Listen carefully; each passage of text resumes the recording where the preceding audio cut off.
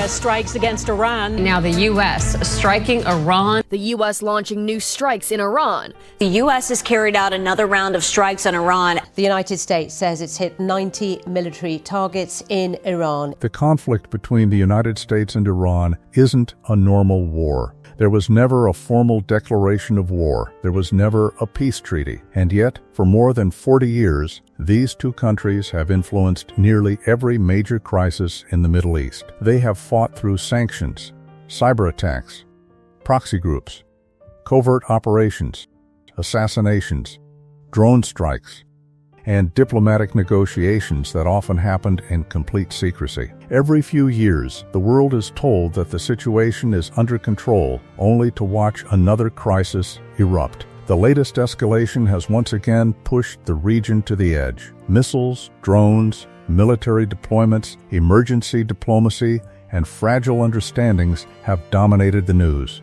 reminding the world how quickly events can spiral. Every time tensions appear to cool, something unexpected happens that raises the same frightening possibility. Could this finally be the moment the United States and Iran are pulled into a direct war?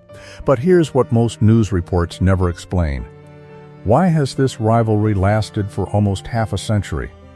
Why do these crises keep repeating? Why do both sides repeatedly prepare for war while doing almost everything they can to avoid actually fighting one? And perhaps the biggest mystery of all, if neither side truly wants a full-scale war, why does the world keep coming so close to one? Tonight, we're going far beyond the headlines. We'll trace this story back to a time when America and Iran were not enemies at all. We'll uncover the forgotten decisions, secret negotiations, hidden back channels, economic interests, regional rivalries, and unintended consequences that transformed two former partners into lifelong adversaries. Along the way, you'll see how history, geography, oil, politics, and human decisions combined to create one of the most dangerous and enduring conflicts of the modern world. So dim the lights, get comfortable, and let the noise of the day fade away. This is a calm journey through one of history's most complex stories, designed to help you relax, unwind, and perhaps even drift off to sleep while discovering how the world arrived at this extraordinary moment. Let's begin where almost no one expects, when America and Iran stood on the very same side. If you ask most people today to describe the relationship between the United States and Iran, you'll probably hear words like hostility, sanctions, missiles, proxy wars, or nuclear tensions. It feels almost impossible to imagine these two countries cooperating, let alone trusting one another. But history often has a sense of irony. Long before diplomats traded accusations at the United Nations and military commanders planned for possible conflict in the Persian Gulf, Washington and Tehran were remarkably close partners. American presidents welcomed Iranian monarchs with lavish state dinners. American engineers helped modernize Iranian cities. American companies invested heavily in Iran's growing economy. Thousands of Iranian students chose American universities, returning home with degrees, ideas, and admiration for the United States. There was even a time when many in Washington viewed Iran as one of America's most dependable friends in the Middle East. So what happened? How did a relationship built on cooperation become one of the bitterest rivalries in modern international politics? The answer begins not with religion or nuclear weapons, but with geography. Few countries occupy a more strategically valuable position than Iran. Stretching between the Middle East, Central Asia, and South Asia, Iran sits at the crossroads of continents. To its south lies the Persian Gulf and the Strait of Hormuz, one of the world's most important maritime choke points. Every day, enormous quantities of oil and natural gas pass through this narrow stretch of water. To the north are the Caucasus and the Caspian Sea. To the east lie Afghanistan and Pakistan. To the west, Iraq and the broader Arab world. For thousands of years, empires fought to control this land because controlling Iran meant influencing trade, energy, and military movement across an entire region. That geographic importance did not disappear in the 20th century. In fact, it became even more valuable. The discovery and rapid expansion of the global oil industry transformed Iran into one of the most sought-after countries on earth. Oil had become the fuel of modern civilization. It powered ships, automobiles, factories, airplanes, and eventually entire economies. Whoever controlled reliable access to oil gained enormous political and economic influence. Western governments understood this very well. British companies established enormous operations inside Iran decades before America became deeply involved. The profits flowing out of Iranian oil fields helped power Britain's economy. But many Iranians believed they received only a tiny fraction of the wealth being extracted from beneath their own soil. This growing resentment simmered quietly for years. Then World War II changed everything. The Allied powers feared that Nazi Germany might gain influence inside Iran and threaten crucial supply routes. In 1941, British and Soviet forces jointly invaded the country, forcing Iran's ruler Reza Shah Pahlavi to abdicate. His son, Mohammad Reza Pahlavi, inherited the throne. Young, ambitious, and heavily dependent on Western support, the new Shah would soon become one of America's closest allies. At first, however, the United States was not the dominant foreign power in Iran. That would change after the war. As World War II ended, another struggle immediately began. The Cold War. The United States and the Soviet Union emerged as rival superpowers, competing for influence across every continent. Countries that might once have seemed geographically distant suddenly became pieces on a much larger strategic chessboard. Iran occupied one of the board's most important squares. Sharing a long border with the Soviet Union, Iran became a frontline state in America's strategy of containing communism. Washington feared that if Iran fell under Soviet influence, Moscow could gain easier access to warm water ports, Middle Eastern oil, and greater influence throughout the region. Keeping Iran friendly was no longer merely desirable. It became a strategic necessity. American economic assistance increased, military cooperation expanded, diplomatic ties strengthened. For many policymakers in Washington during the late 1940s and early 1950s, Iran represented exactly the kind of partner America wanted. A country positioned in a critical location, willing to cooperate, and capable of helping contain Soviet expansion. Yet beneath this seemingly successful partnership, Iran itself was changing. Ordinary Iranians were becoming increasingly frustrated with foreign influence over their country's economy. At the center of that frustration stood one company, the Anglo-Iranian Oil Company.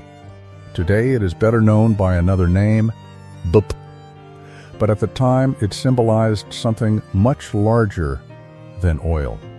To millions of Iranians, it represented exploitation. While the company generated enormous profits, many Iranian workers lived in poor conditions. Entire communities near the oil fields lacked basic infrastructure that foreign employees enjoyed. The contrast was impossible to ignore. People began asking uncomfortable questions. If Iran possessed one of the world's greatest natural resources, why were so many Iranians still poor? Why did outsiders appear to benefit more from Iranian oil than Iranians themselves? These questions helped propel a charismatic politician into national prominence. His name was Mohammad Mossadegh. Unlike many traditional political figures, Mossadegh spoke directly to public frustrations. He argued that Iran should regain control of its own resources. National sovereignty, he believed, meant little if foreigners controlled the country's greatest source of wealth. His message electrified the nation. In 1951, Mossadegh became prime minister. One of his first major decisions stunned the world. He nationalized Iran's oil industry. To many Iranians, it was a moment of immense national pride. For the first time, it appeared that the country's oil wealth would belong to the Iranian people rather than foreign corporations. But celebrations inside Iran looked very different from the view in London. Britain considered the nationalization unacceptable. The British government imposed economic sanctions and sought international pressure to reverse Mossadegh's decision. When diplomacy failed, Britain searched for another solution. At first, the United States hesitated. American leaders viewed Mossadegh as a nationalist rather than a communist. But the international climate of the early Cold War made every crisis appear through the lens of Soviet expansion.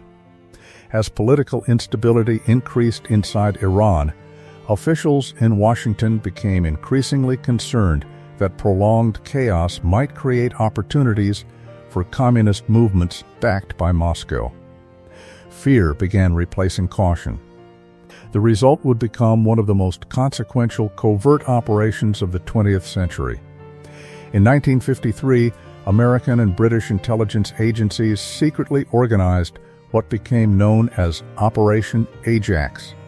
The plan was bold: use propaganda, encourage political unrest, build support among military officers, undermine Mossadegh's government, restore the Shah's authority. Initially, the operation appeared to fail. The Shah briefly fled the country. Mossadegh remained in power. But within days, demonstrations intensified. Military units shifted their loyalties. Government buildings changed hands. The prime minister was arrested. The Shah returned. From Washington's perspective, the mission had succeeded brilliantly. Iran remained aligned with the West. Soviet influence appeared contained. Oil production resumed under arrangements favorable to Western interests. American policymakers largely celebrated the outcome. But many ordinary Iranians remembered a very different story. To them, a democratically chosen leader had been removed with foreign assistance because he challenged outside economic interests. That memory would prove extraordinarily durable. Decades later, politicians across Iran, regardless of generation, would continue referencing 1953 as evidence that foreign powers could not be trusted. This difference in historical memory became one of the deepest obstacles between the two countries. Americans often remembered helping stabilize an important ally during the Cold War. Many Iranians remembered losing control over their own political future. Both narratives influenced future decisions. Both contained elements of truth. And because each side emphasized different parts of the story, mutual understanding became increasingly difficult. Following the coup, the Shah consolidated his power. With strong American backing, he launched an ambitious modernization program. New highways stretched across the country. Universities expanded, factories multiplied. Hospitals and schools opened. Iran's military grew into one of the most powerful in the region. The United States supplied advanced aircraft, sophisticated radar systems, tanks, helicopters, and military training. American advisors became common sights in Tehran. Western businesses invested heavily. For many visitors during the 1960s and early 1970s, Iran appeared to be a nation racing confidently toward the future. The capital city reflected that optimism. Tehran's skyline climbed higher every year. Luxury hotels welcomed foreign investors. Modern shopping districts appeared. International conferences filled elegant convention halls. American music played in restaurants. Hollywood films filled cinemas. Western fashion became increasingly popular among urban elites. Photographs from the era can be startling to modern audiences. They show fashionable young Iranians attending universities, engineers constructing modern infrastructure, bustling cafes, and expanding neighborhoods that looked remarkably similar to many European cities of the time. From abroad, it seemed like a success story. Yet appearances can be deceiving. Much of Iran's rapid modernization happened unevenly. Large cities benefited enormously. Many rural communities did not. Economic growth created wealth, but it also widened inequality. Traditional religious leaders worried that modernization was eroding Iranian culture and Islamic values. Political opposition found little room to express itself. The Shah increasingly relied on an internal security organization known as Savak. Trained with assistance from American and Israeli intelligence, Savak became one of the region's most feared security services. Its mission was straightforward: protect the monarchy, suppress opposition, monitor political activists, arrest critics, prevent revolution before it could begin. Many Iranians lived ordinary lives untouched by Savak. Others experienced surveillance, imprisonment, censorship, or worse. Stories spread quietly through neighborhoods and universities. Parents warned children to be careful about political conversations. Professors watched their words. Journalists learned which subjects to avoid. As the years passed, a contradiction emerged. Iran looked increasingly modern on the outside. Yet politically, many citizens felt they had fewer opportunities to influence their own country's direction. Ironically, America's unwavering support for the Shah strengthened the very perception that would later fuel anti-American sentiment. For Washington, supporting the Shah seemed logical. He was anti-communist. He promoted economic development. He cooperated closely with the West. He helped stabilize global oil markets. During the Cold War, those qualities mattered enormously. But inside Iran, many people began connecting the Shah's government with the foreign powers that supported it. When frustrations grew, they increasingly viewed America not simply as an ally of the Shah, but as a participant in preserving his rule.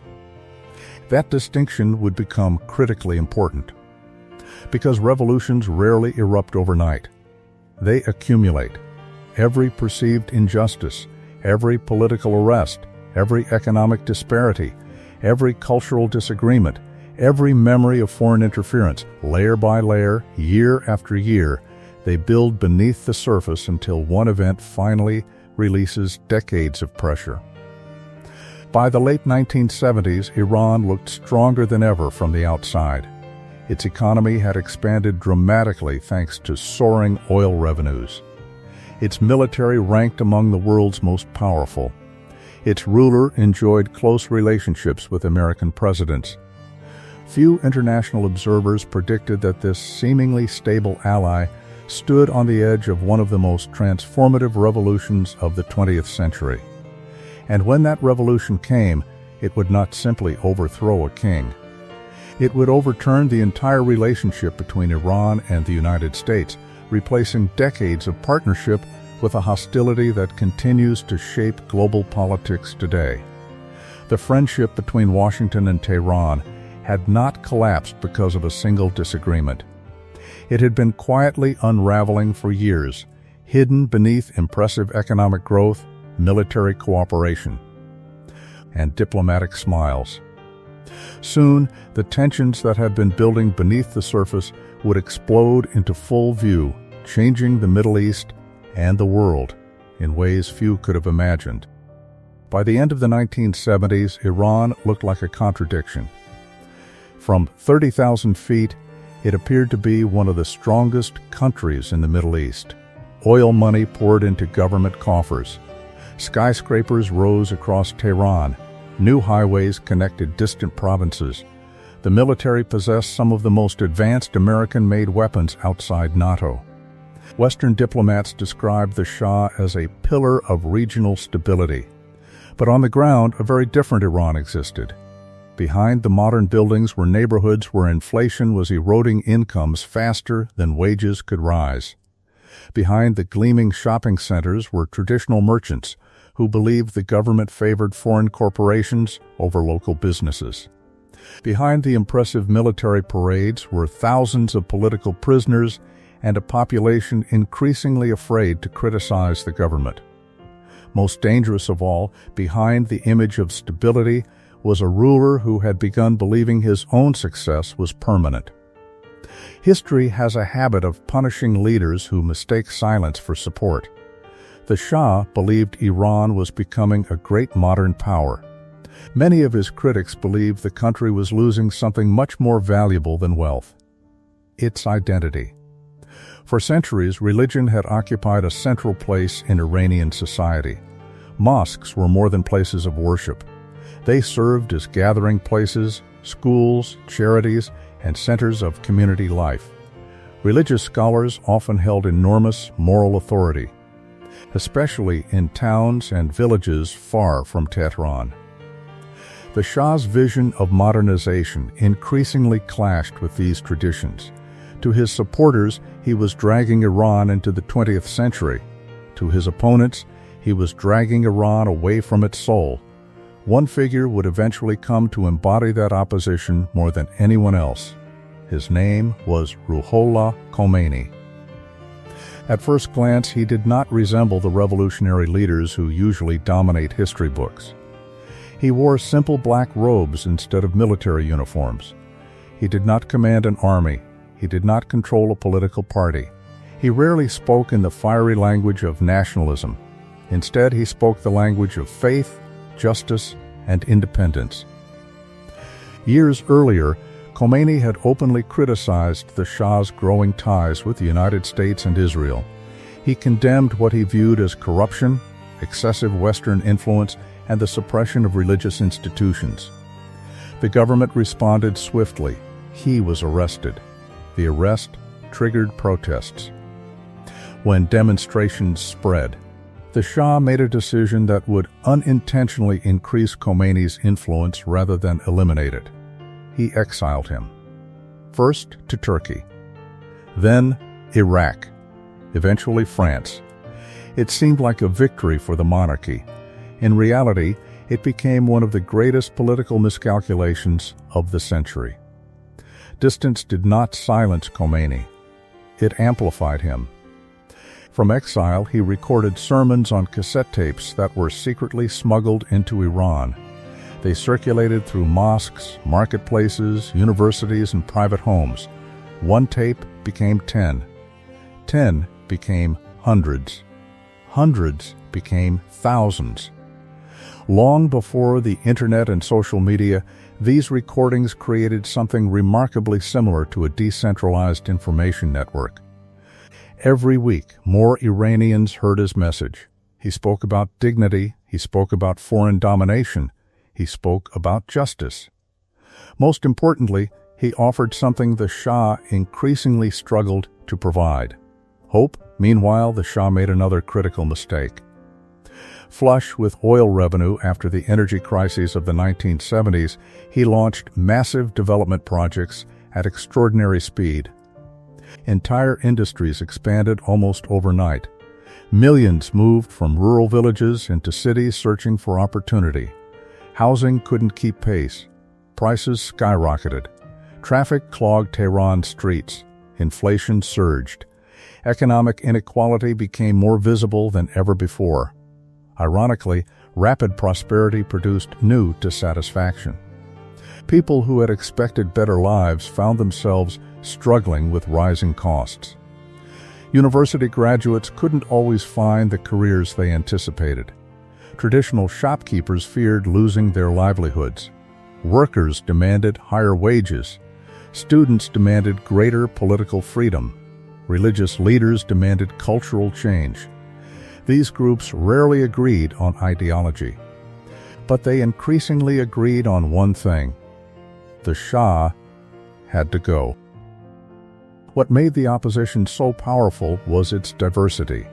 Liberals wanted democracy, leftists wanted economic reform, nationalists wanted greater independence from foreign powers, religious conservatives wanted an Islamic government.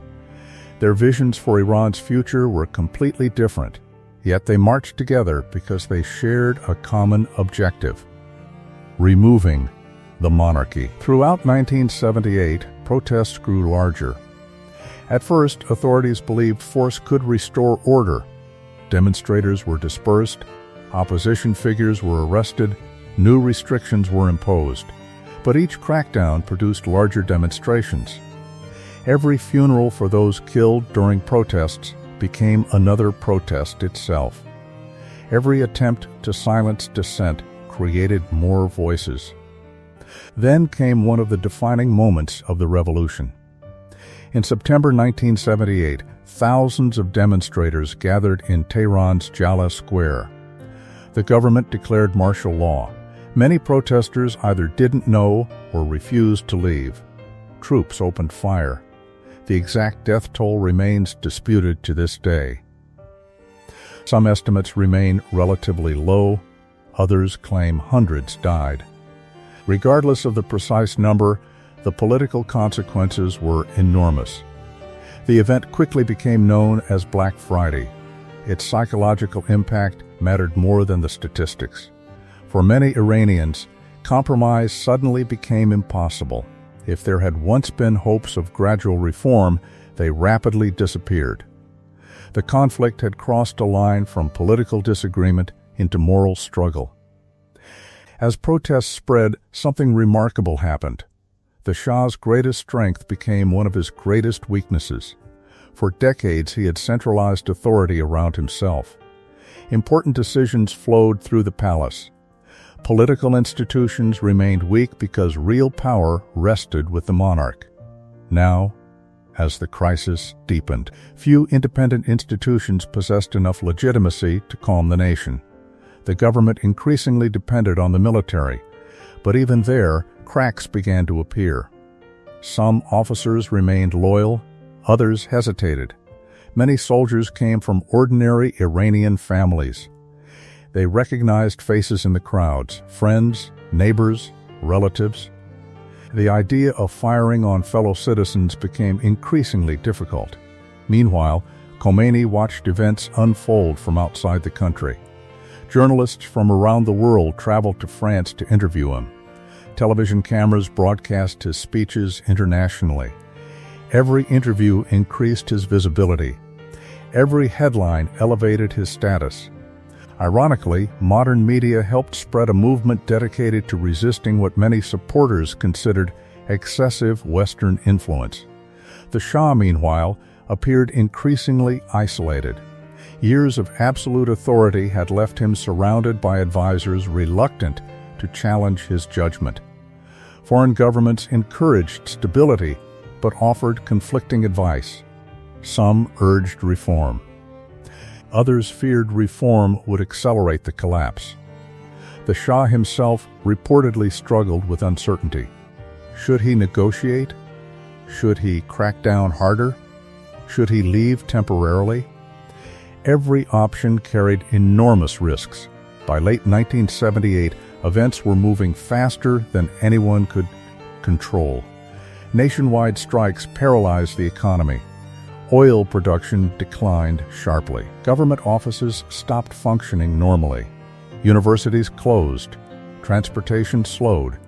Entire sectors of society effectively joined the revolution. Then came the image that stunned the world. On January 16, 1979, Mohammad Reza Shah Pahlavi boarded an airplane and departed Iran. Officially, he described the trip as temporary. Few believed it. Millions watched as the aircraft disappeared into the sky. The monarchy that had ruled Iran for generations was effectively over. Celebrations erupted across the country. Statues of the Shah were pulled down. Portraits were torn from public buildings. Crowds filled the streets. Many believed a new era had begun. But the revolution itself was only entering its most important stage. Just over 2 weeks later, on February 1, 1979, another airplane approached Tehran. This time, its passenger was Ayatollah Khomeini. The images remain among the most iconic in modern history. An estimated several million people flooded the capital to welcome him home after nearly 15 years in exile. Roads disappeared beneath human crowds. People climbed rooftops simply to catch a glimpse. Others wept openly. The scale of the reception astonished foreign observers. Few political leaders have ever returned to their countries with such overwhelming public support. Within days, the balance of power shifted decisively. Government institutions collapsed, military commanders declared neutrality, revolutionary groups occupied key buildings. The monarchy formally ended. The Islamic Republic was born, yet the revolution had not been fought solely over religion. Many who helped overthrow the Shah envisioned democracy. Others imagined socialism. Some hoped for constitutional reform. Instead, Khomeini and his allies gradually consolidated power. New political institutions were built around the principle that senior Islamic jurists would exercise ultimate authority over the state. For supporters, this represented moral leadership rooted in religious values. For critics, it represented the replacement of one form of concentrated power with another. Either way, Iran had become an entirely different country. The changes extended far beyond politics. Women's dress codes changed. Legal institutions were restructured. Education shifted. Foreign policy was fundamentally rewritten. Perhaps the most dramatic transformation occurred in Iran's relationship with the United States. For decades, America had been the Shah's closest international partner.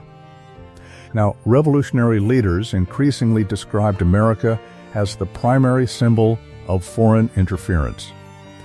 The phrase "Great Satan" entered political rhetoric.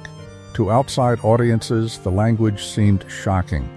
Inside revolutionary Iran, however, it reflected years of accumulated resentment. Remember the story of 1953. Remember Operation Ajax. Remember the perception that Washington had helped remove Mossadegh. Remember decades of unwavering American support for the Shah. For millions of Iranians, these memories did not disappear when the monarchy fell. If anything, they became even more central to the revolution's identity. Then, another crisis dramatically intensified those emotions. The former Shah, suffering from cancer, sought medical treatment abroad. Eventually, the United States agreed to allow him entry. From Washington's perspective, it was largely a humanitarian decision. The Shah was gravely ill. American officials insisted he required specialized medical care, but inside revolutionary Iran, many interpreted the decision very differently. Rumors spread rapidly. Was America preparing another coup? Would history repeat itself? Would the Shah return to power with American assistance just as he had in 1953? Whether those fears were realistic mattered less than the fact that millions believed them. On November 4, 1979, a group of Iranian students stormed the U.S. Embassy in Tehran. Initially, many expected the occupation to last only a few hours. Instead, it became one of the defining crises of the 20th century. 52 American diplomats and embassy personnel were taken hostage. They would remain captive for 444 days. The images dominated television screens across the United States. Blindfolded diplomats, angry crowds outside embassy walls, burning American flags. Night after night, Americans watched the crisis unfold with growing frustration. For many in the United States, the hostage crisis became the moment Iran transformed from an unfamiliar country into a national adversary. The psychological impact was profound. Diplomatic norms had been shattered. American prestige appeared wounded. Families waited helplessly as negotiations dragged on month after month. President Jimmy Carter faced mounting domestic pressure. Economic problems already challenged his administration. Now, every passing day seemed to reinforce an image of American weakness. The failed rescue attempt in April 1980 only deepened the crisis. A complex military mission intended to rescue the hostages ended disastrously in the Iranian desert. Mechanical failures forced the operation to abort. During the withdrawal, helicopters collided with transport aircraft. 8 American servicemen lost their lives. No hostages were rescued.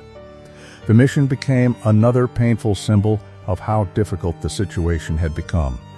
Inside Iran, the hostage crisis had different political consequences. It strengthened revolutionary hardliners. Moderate voices lost influence. The confrontation with America unified competing revolutionary factions. Anyone advocating compromise risked appearing insufficiently loyal to the revolution. On both sides, public opinion hardened. Americans increasingly viewed Iran as irrational and dangerous. Iranians increasingly viewed America as manipulative and threatening. The space for diplomacy shrank dramatically. Then, almost as if history wanted to make reconciliation even harder, another catastrophe erupted. In September 1980, Iraq invaded Iran. The revolution was barely a year old. The new government suddenly found itself fighting one of the bloodiest wars of the 20th century. For the next 8 years, survival, not diplomacy, would dominate Iranian politics. And once again, decisions made during that war would leave scars that continue shaping relations between Tehran and Washington even today. When the American hostages were finally released in January 1981, many hoped the worst was over. After 444 days of international humiliation, the United States could finally begin moving on. Families were reunited. The television cameras that had spent more than a year focused on the embassy in Tehran packed up and left. A new president entered the White House. Around the world, attention shifted to other crises. But for Iran and the United States, the hostage crisis was not the end of a confrontation. It was the beginning of a new era. The relationship between the two countries had fundamentally changed. Diplomacy had nearly collapsed. Trust had vanished. The assumptions that had guided American policy toward Iran for decades were gone. Yet something else was happening that would define the next 40 years. Neither country wanted a direct war. Both were willing to fight indirectly. That distinction shaped almost every major event that followed. It would create a pattern that repeated itself across generations. A militia would launch an attack. Washington would blame Tehran. Iran would deny direct involvement while praising resistance movements. Sanctions would increase, military forces would reposition, both sides would exchange threats. Then, just before reaching the edge of open war, each would step back, only for the cycle to begin again. This pattern became so familiar that it almost felt permanent. But before it could take shape, Iran first had to survive an existential threat. In September 1980, only months after the revolution, Iraqi forces crossed the border. The invasion was ordered by Saddam Hussein. From Saddam's perspective, the timing seemed ideal. Iran was in chaos. Its military had been weakened by revolutionary purges, senior officers had been dismissed or imprisoned. Political institutions were still being rebuilt. The economy was unstable. Many foreign governments assumed the new Islamic Republic might collapse under pressure. Saddam believed he could seize disputed territory, establish Iraq as the dominant Gulf power, and perhaps even overthrow Iran's revolutionary government altogether. Instead, he triggered one of the longest and bloodiest conventional wars of the 20th century. The Iran-Iraq War lasted 8 devastating years. Entire cities were reduced to rubble. Millions of soldiers fought in brutal trench warfare that often resembled the battlefields of World War I more than the high-tech conflicts people expected in the late 20th century. Young volunteers charged across minefields. Chemical weapons poisoned entire communities. Missiles struck major cities. Oil facilities burned. Families on both sides endured unimaginable losses. For many younger viewers, the scale of this conflict is difficult to appreciate, More than 1 million people were killed or wounded. Entire generations in both countries grew up knowing almost nothing except war. Every Iranian family seemed to know someone who never came home. Every Iraqi family carried similar scars. The conflict transformed both societies. It also transformed how Iran viewed the outside world. Because while Iraq had launched the invasion, many Iranians believed much of the international community quietly sided with Saddam Hussein. The United States presents an especially complicated chapter in this story. Initially, Washington officially maintained neutrality. American policymakers had no desire to see either side dominate the Persian Gulf completely. But as the war dragged on, another concern began to outweigh all others. What if revolutionary Iran actually won? That possibility alarmed leaders across the Middle East. Several Arab monarchies feared Iran's revolutionary ideology might spread beyond its borders. The United States shared many of those concerns. Gradually, Washington moved closer toward supporting Iraq, not as a trusted ally, but as a strategic counterweight against Iran. American intelligence helped Iraq monitor Iranian military movements. Economic assistance expanded. Diplomatic relations improved.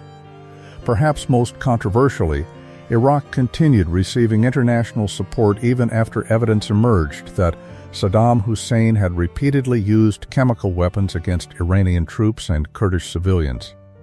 For Iranians, these events reinforced a painful lesson.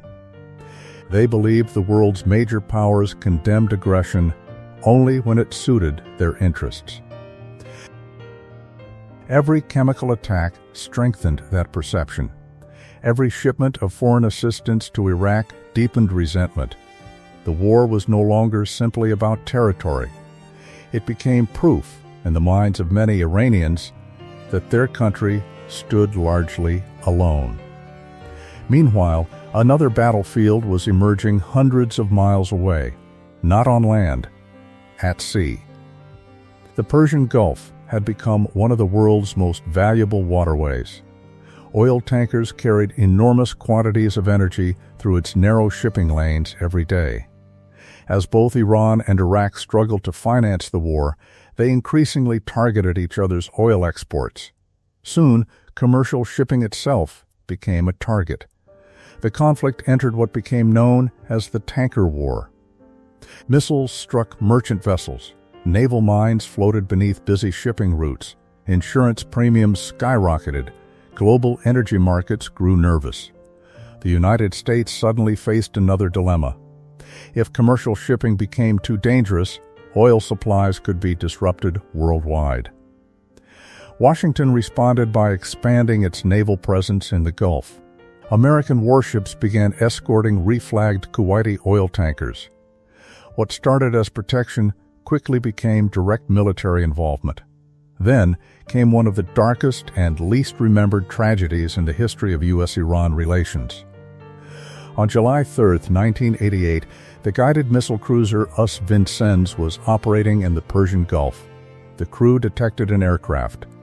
Believing it to be an attacking Iranian military jet, they fired 2 missiles. The target was not a fighter aircraft. It was Iran Air Flight 655, a civilian Airbus carrying families, children, students, and workers on a routine commercial flight. All 290 people aboard were killed. The tragedy shocked the world. The United States stated that the crew had mistakenly identified the aircraft during a tense military situation. Iran viewed the incident very differently. Many Iranians believed the attack reflected American hostility toward their country. To this day, Flight 655 remains one of the deepest emotional wounds in Iranian public memory. For Americans, the event is often overshadowed by other historical episodes. For Iranians, it is remembered alongside the 1953 coup and the hostage crisis as another defining moment. History is often less about what happened than about what people remember happened. Each nation preserved different memories.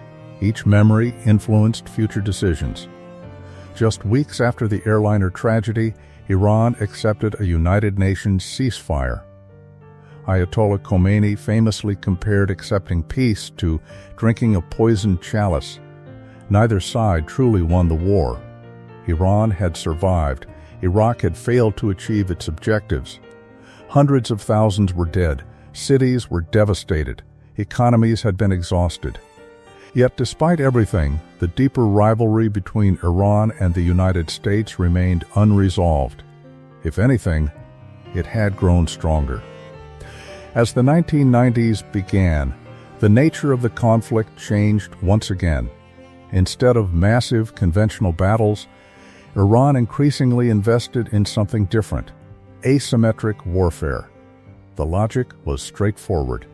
Iran could never match the United States tank for tank, aircraft carrier for aircraft carrier, or bomber for bomber. America's military budget exceeded that of most nations combined. Competing directly would be impossible. So, Iran pursued another strategy.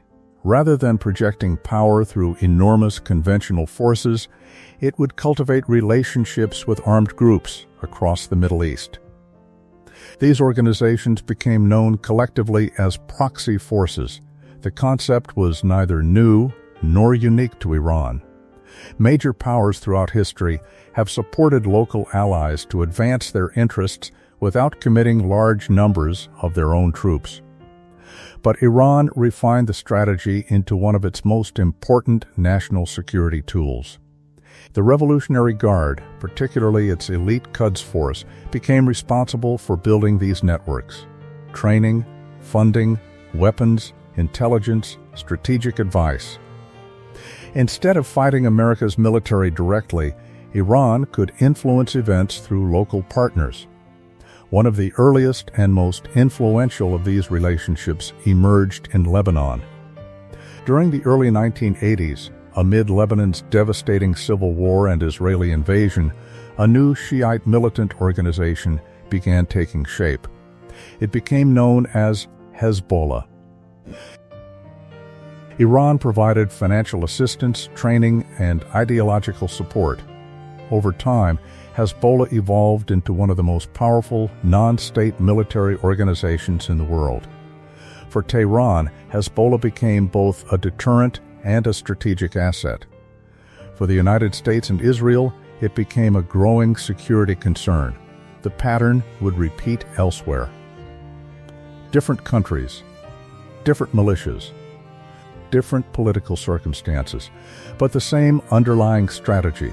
Rather than confronting stronger adversaries directly, Iran sought influence through local partners who understood their own terrain, spoke the local language, and possessed their own motivations. Washington increasingly viewed these relationships as evidence that Iran was destabilizing the region. Iran argued that it was supporting resistance movements defending themselves against foreign intervention. Again, both sides described the same events in fundamentally different ways. Those competing narratives became almost impossible to reconcile. Meanwhile, another battleground was taking shape. Not in deserts, not at sea, but inside banks. Financial institutions. International markets. The weapon was no longer missiles. It was sanctions. The United States concluded that economic pressure might succeed where military force had not. Restrictions expanded over time. Iranian access to international banking became more difficult. Foreign investment declined. Trade became increasingly complicated. Companies around the world often chose to avoid doing business with Iran altogether rather than risk losing access to American markets. The economic consequences were profound. Inflation repeatedly surged. Currency values fluctuated dramatically. Imported goods became more expensive. Young graduates struggled to find employment. Ordinary families often bore the greatest burden. Yet sanctions also produced unintended consequences. Instead of abandoning strategic ambitions, Iran accelerated efforts to become more economically self-reliant. Domestic industries expanded where possible. Informal trade networks developed. Smuggling increased. Partnerships with countries willing to ignore Western pressure became increasingly important. Economic isolation did not eliminate Iran's regional ambitions. It simply changed how they were pursued. Then, in August 1990, another unexpected event reshaped the Middle East. Saddam Hussein invaded Kuwait. The same Iraqi leader who had spent 8 years fighting Iran suddenly found himself confronting a U.S.-led international coalition. History produced one of its stranger moments. America and Iran, though still hostile toward one another, both opposed Iraq's invasion. Neither became allies. Neither coordinated openly. But for a brief period, their strategic interests partially overlapped. The overlap did not last.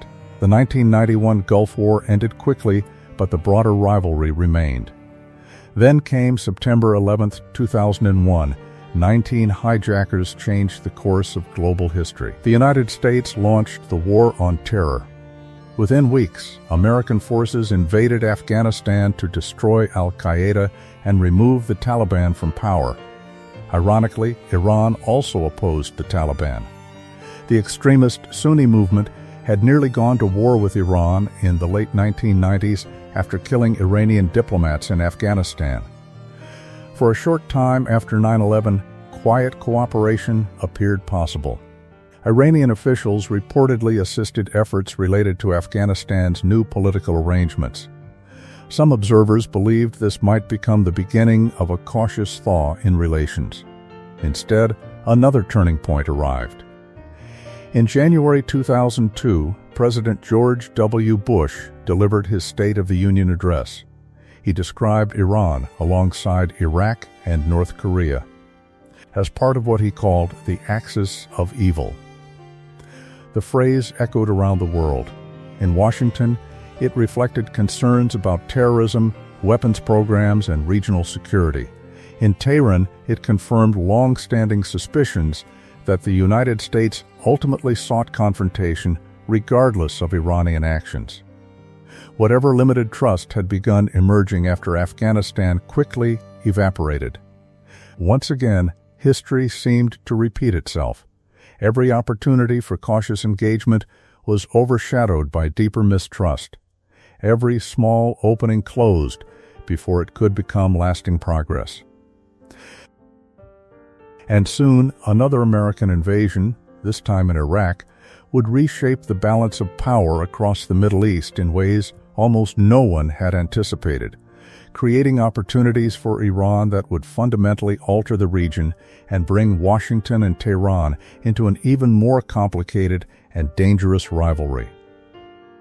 When American tanks rolled into Baghdad in the spring of 2003, the invasion was supposed to eliminate one of Washington's greatest security threats.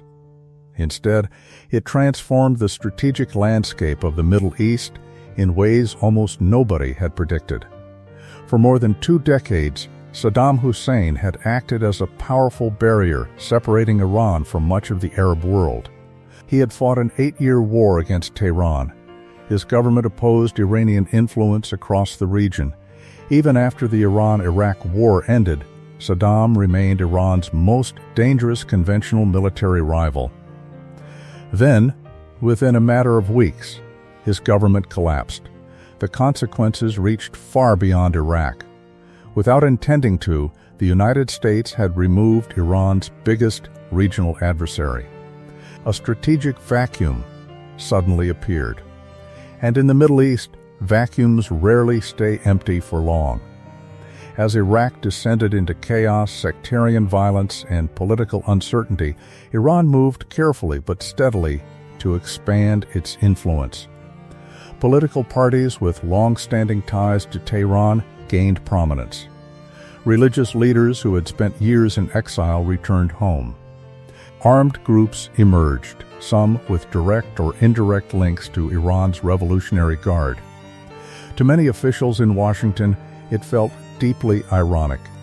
America had spent enormous amounts of money, deployed hundreds of thousands of troops, and sacrificed thousands of lives, only to watch Iran emerge stronger than it had been in decades. But while American strategists worried about Iranian influence inside Iraq, another issue was beginning to overshadow everything else. It wasn't Iraq. It wasn't Hezbollah. It wasn't sanctions. It was uranium. To understand why uranium became one of the most controversial substances on Earth, we first have to understand what Iran actually wanted. Iran has insisted for decades that its nuclear program began with peaceful intentions. In fact, the origins of Iran's nuclear ambitions stretch back to the time of the Shah, when the United States itself encouraged Iran to develop civilian nuclear energy under President Dwight Eisenhower's Atoms for Peace initiative. The reasoning made sense. Iran's population was growing rapidly. Its industrial sector was expanding. Nuclear power promised a long-term source of electricity while allowing more oil to be exported rather than burned domestically. At the time, almost nobody imagined that the same technology would one day become the center of an international crisis. Then came the revolution. Many nuclear projects stalled. Some foreign companies withdrew. International cooperation slowed dramatically. But during the Iran-Iraq War, Iranian leaders began thinking differently about national security. They had endured chemical attacks. They had watched much of the international community continue supporting Saddam Hussein. They concluded that Iran could never again depend entirely on foreign powers for its security. That lesson shaped military thinking for generations. Publicly, Iran maintained that its nuclear activities remained peaceful. Officials argued that, as a sovereign nation and a signatory to the Nuclear Non-Proliferation Treaty, they had every legal right to enrich uranium for civilian purposes.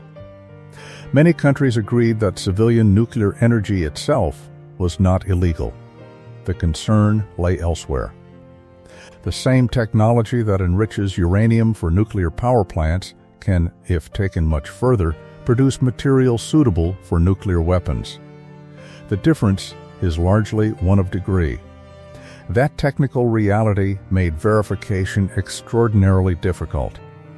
How could inspectors determine whether a country intended to build power plants or bombs? The answer was never simple. Throughout the early 2000s, suspicions intensified. International inspectors uncovered undeclared nuclear facilities. Satellite imagery revealed expanding infrastructure. Reports circulated about secret research. Iran insisted much of the secrecy resulted from years of sanctions and political pressure rather than military intentions. Its critics remained unconvinced. One facility attracted particular attention. Natanz, located deep inside Iran, the complex became one of the country's primary uranium enrichment sites. Later, another underground facility near Fordo would intensify international concerns even further. Built inside a mountain, Fordo appeared designed to survive military attack. Supporters argued that hardened facilities were necessary because Iran constantly faced threats of airstrikes. Critics argued that countries pursuing purely peaceful programs did not need such heavily protected installations. The same facts generated entirely different conclusions. As tensions rose, diplomacy struggled to keep pace. The United Nations imposed sanctions.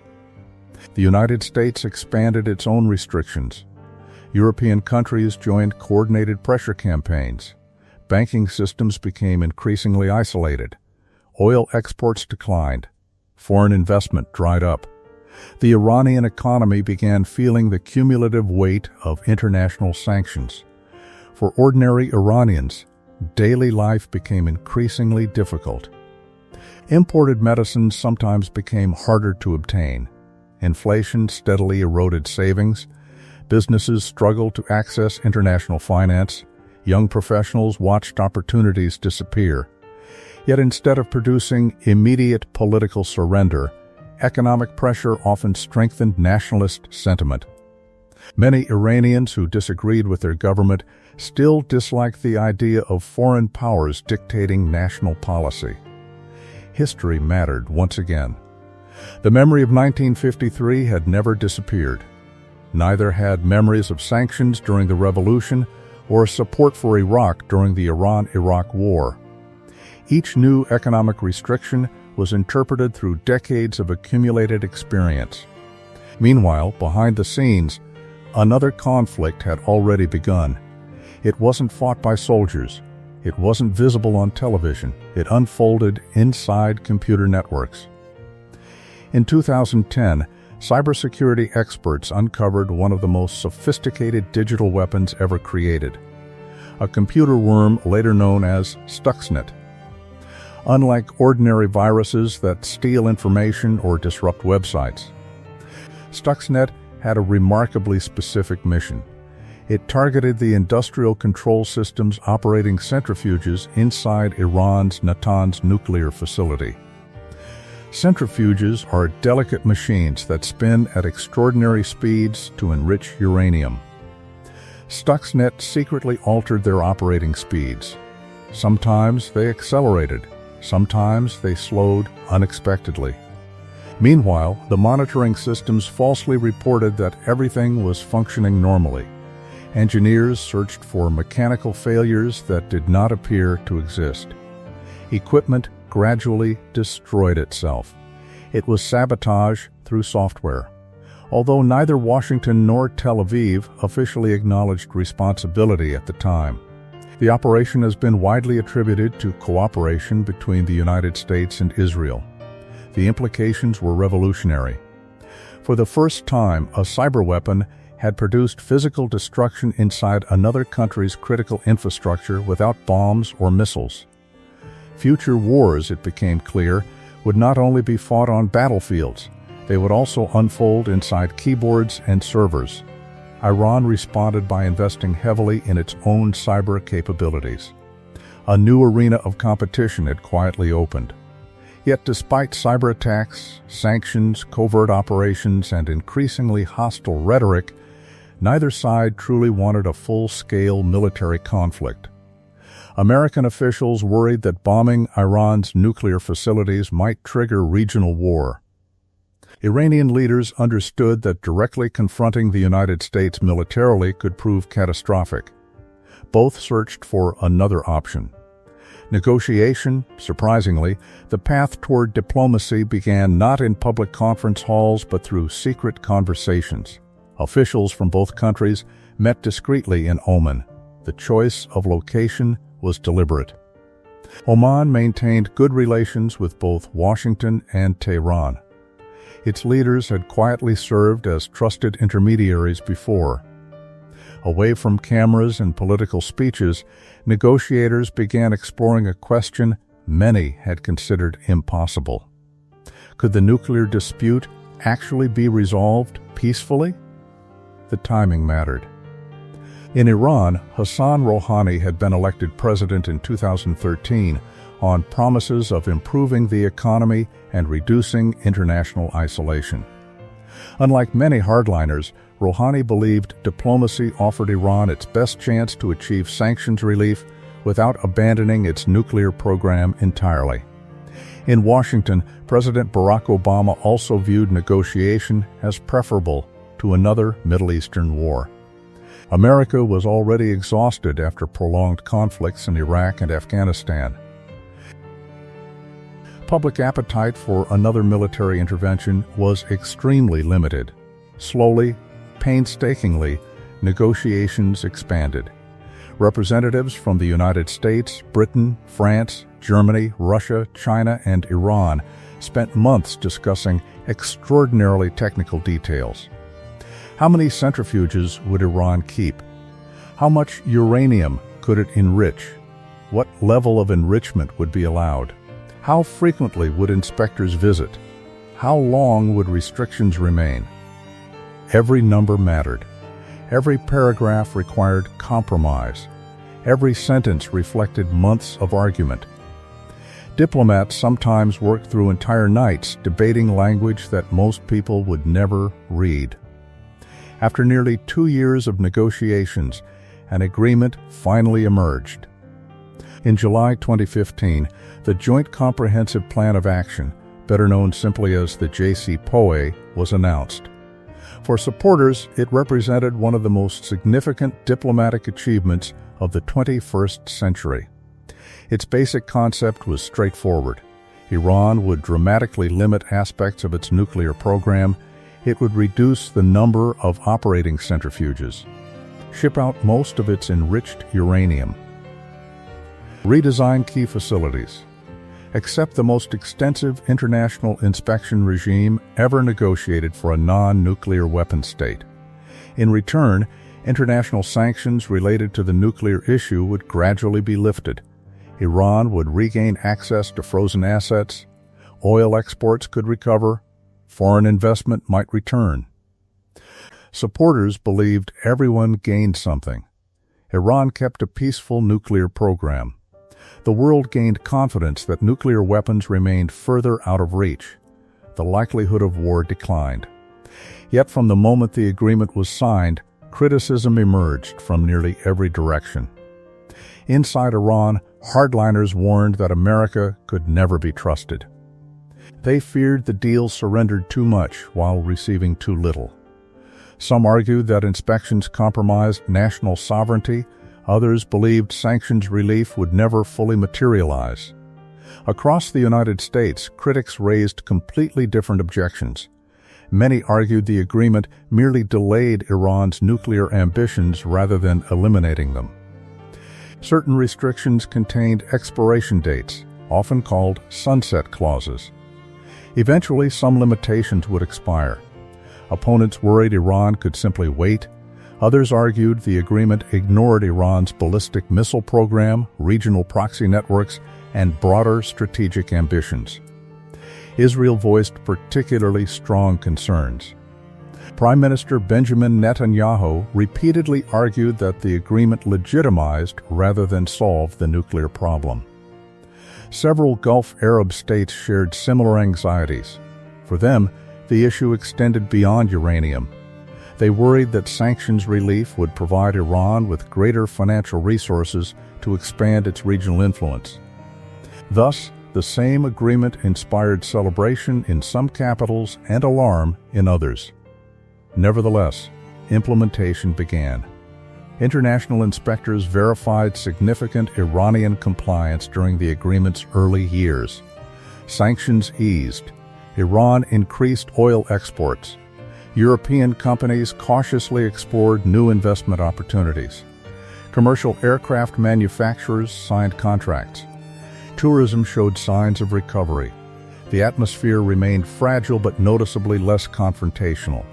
For the first time in years, the possibility of a different future seemed real. Then politics intervened. In 2016, Americans elected Donald Trump as president. Throughout his campaign, Trump had repeatedly described the JCPOA as one of the worst agreements ever negotiated. He argued that it gave Iran substantial economic benefits while failing to permanently prevent nuclear weapons development.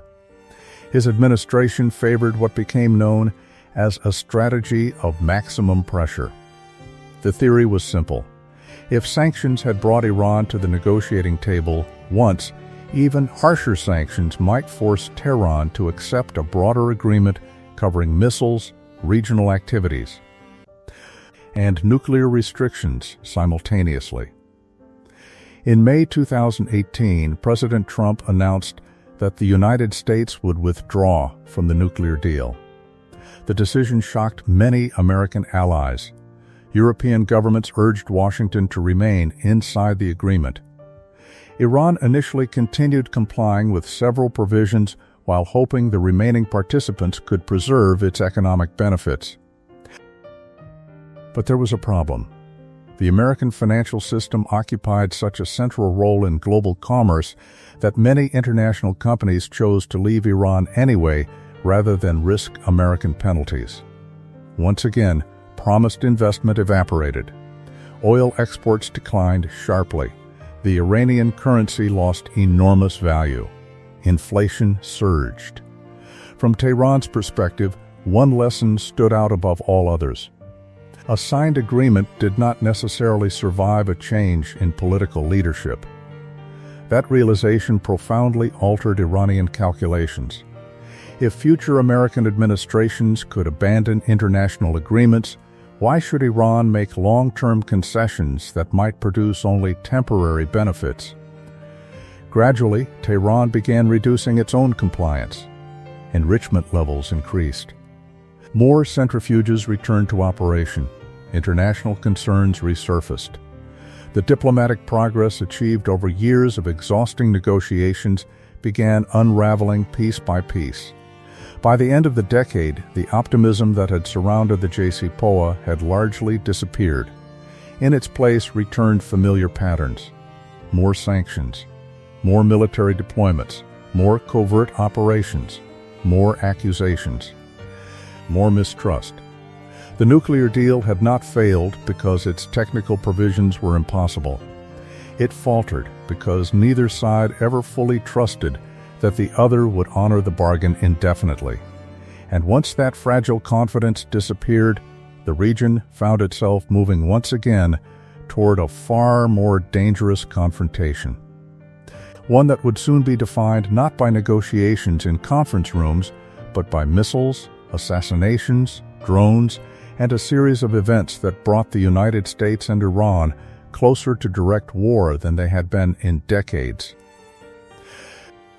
By 2019, the Middle East had entered one of its most dangerous periods in decades. The nuclear deal that once promised a different future was steadily unraveling. The United States had restored sweeping sanctions. Iran's economy was under immense pressure. Oil exports, the lifeblood of the country's finances, had collapsed. Inflation was soaring. The Iranian currency had lost much of its value, and ordinary families found that everyday necessities became more expensive almost every month. Washington believed its maximum pressure campaign was working. The theory was straightforward. Economic pain would eventually force Iran back to the negotiating table, where a broader agreement could be reached.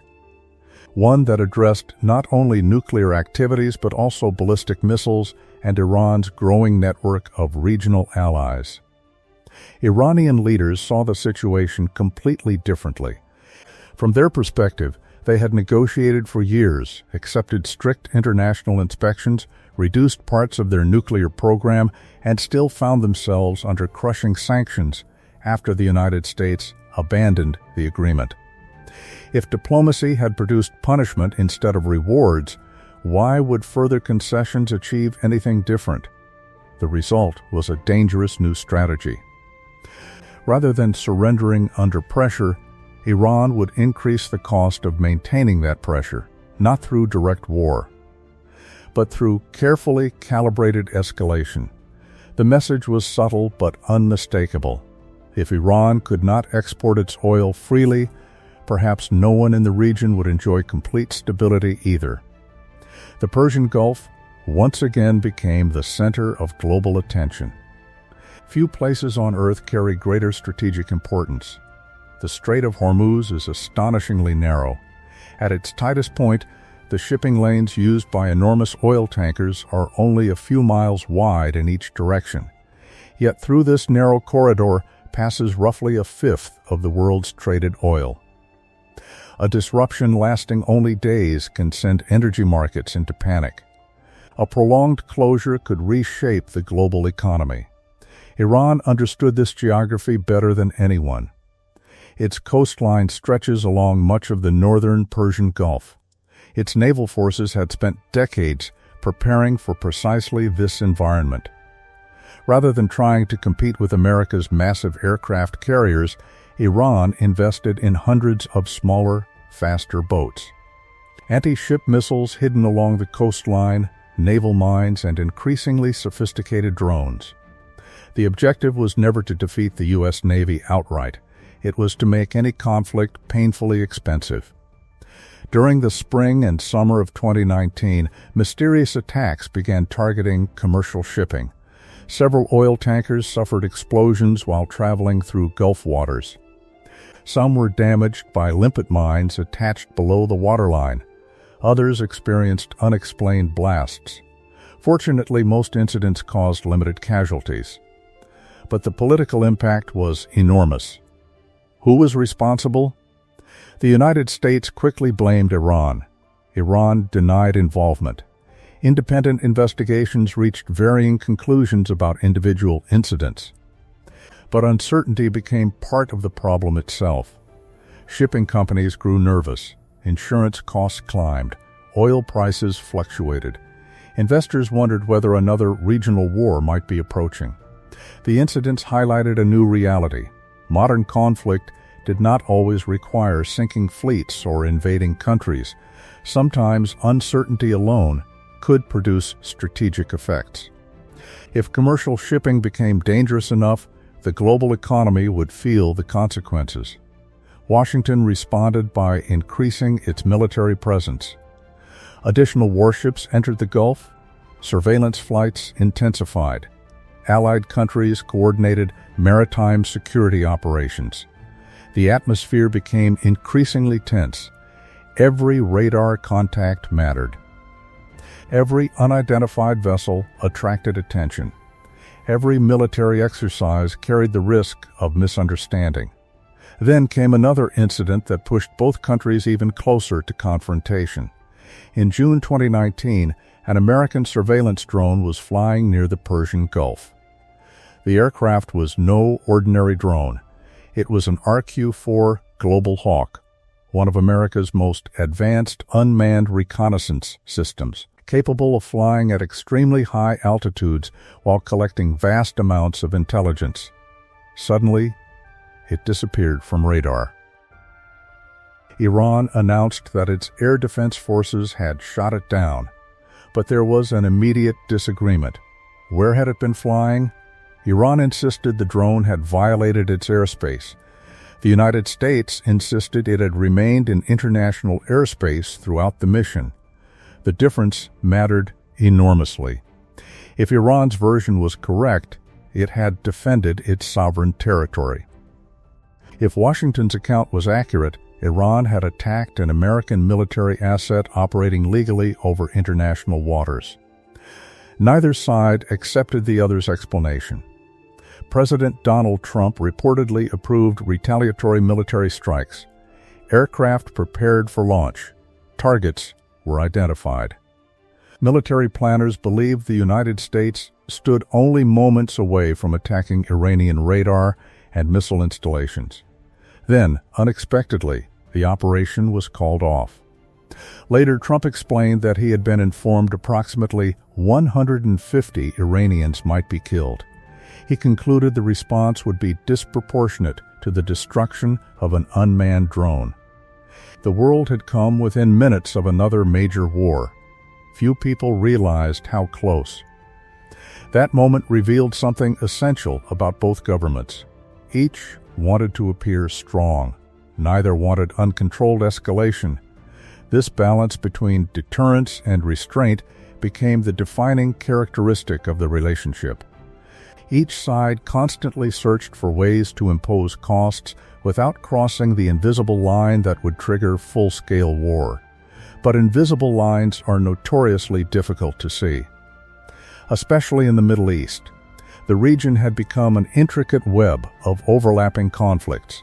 American troops remained stationed in Iraq and Syria. Iran supported governments and armed groups across multiple countries. Israel regularly conducted airstrikes against Iranian-linked targets in Syria. Saudi Arabia viewed Iran as its principal regional rival. The United Arab Emirates worried about attacks on energy infrastructure. Turkey pursued its own strategic objectives. Russia had expanded its military role in Syria. The result resembled a crowded room filled with people carrying lit matches. No one necessarily wanted the building to burn down, yet every movement increased the risk of accidental fire. Among the most important elements of Iran's strategy was its extensive network of allied militias. Some operated in Iraq, others in Syria. Lebanon, Yemen, elsewhere, each possessed its own local leadership, priorities, and political calculations. This gave Iran strategic flexibility. It also created strategic uncertainty, because while Tehran influenced these groups, it did not necessarily control every tactical decision they made. That distinction repeatedly complicated American responses. If a militia attacked American personnel, was Iran directly responsible, or merely politically supportive? There was rarely a simple answer. Throughout 2019, attacks against American interests increased. Military bases housing U.S. troops in Iraq experienced repeated rocket attacks. Diplomatic facilities required enhanced security. Supply convoys faced growing risks. Most incidents caused limited damage. But each added another layer of tension. Then, near the end of December, events accelerated dramatically. On December 27, 2019, more than 30 rockets struck an Iraqi military base near Kirkuk. Among those present were American personnel. An American civilian contractor was killed. Several U.S. service members were wounded. Washington blamed Kataib Hezbollah, a powerful Iraqi militia closely aligned with Iran. The United States responded swiftly. American aircraft launched strikes against militia facilities in Iraq and Syria. Dozens of fighters were reportedly killed. For militia supporters, the strikes represented another example of foreign military intervention. For Washington, they were a necessary response to attacks that had already taken American lives. The cycle of retaliation intensified. Just days later, thousands of demonstrators gathered outside the U.S. Embassy compound in Baghdad. Some belonged to militia groups. Others were supporters. The crowds breached parts of the outer perimeter. Buildings were set on fire. Although embassy staff remained secure inside, the images immediately evoked painful memories for Americans. Television audiences watched smoke rising above embassy walls. Many instantly thought back to Tehran in 1979. Political leaders feared another hostage crisis. The symbolism alone carried enormous weight. President Trump declared that Iran would be held responsible for any harm to American personnel. Inside the Pentagon and the White House, discussions intensified. Officials concluded that previous responses had failed to restore deterrence. A stronger message, they believed, was necessary. That message would take the form of one man. General Qasem Soleimani. To much of the Western public, his name had been relatively unfamiliar. Inside the Middle East, however, he was one of the most influential military figures of his generation, as commander of the Islamic Revolutionary Guard Corps' Quds Force. Soleimani oversaw many of Iran's relationships with allied militias across the region. He coordinated support networks extending from Lebanon to Iraq, Syria, and beyond. Supporters viewed him as the architect of Iran's regional defense strategy. Many credited him with helping defeat ISIS alongside Iraqi and Kurdish forces. Critics accused him of directing operations that contributed to attacks against American troops and regional instability. Whether admired or feared, one fact was undeniable: he mattered enormously. On January 3, 2020, Soleimani arrived at Baghdad International Airport.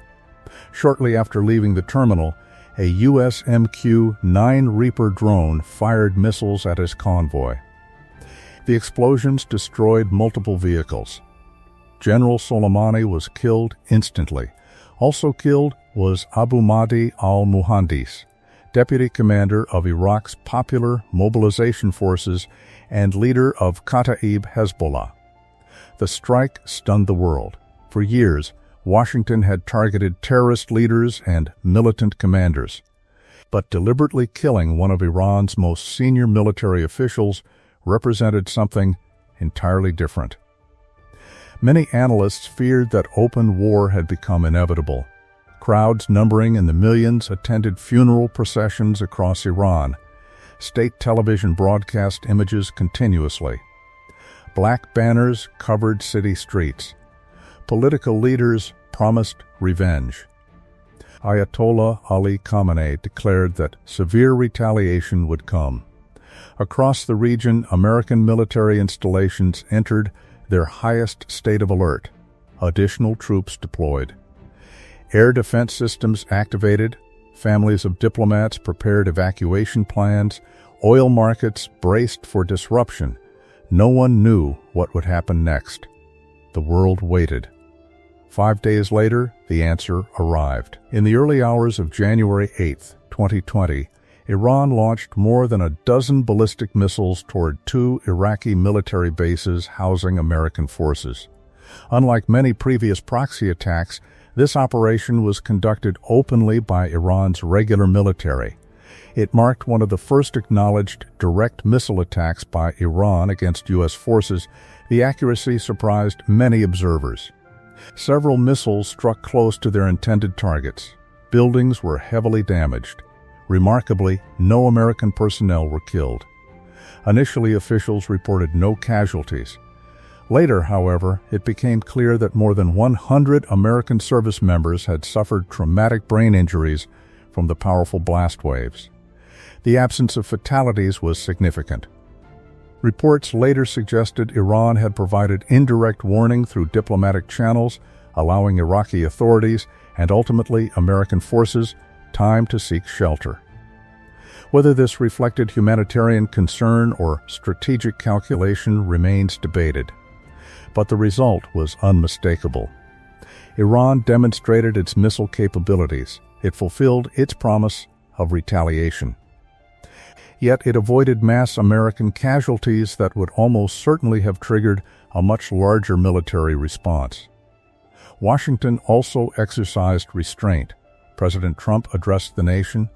Many expected an announcement of retaliatory airstrikes. Instead, he declared that America would respond primarily through additional economic sanctions.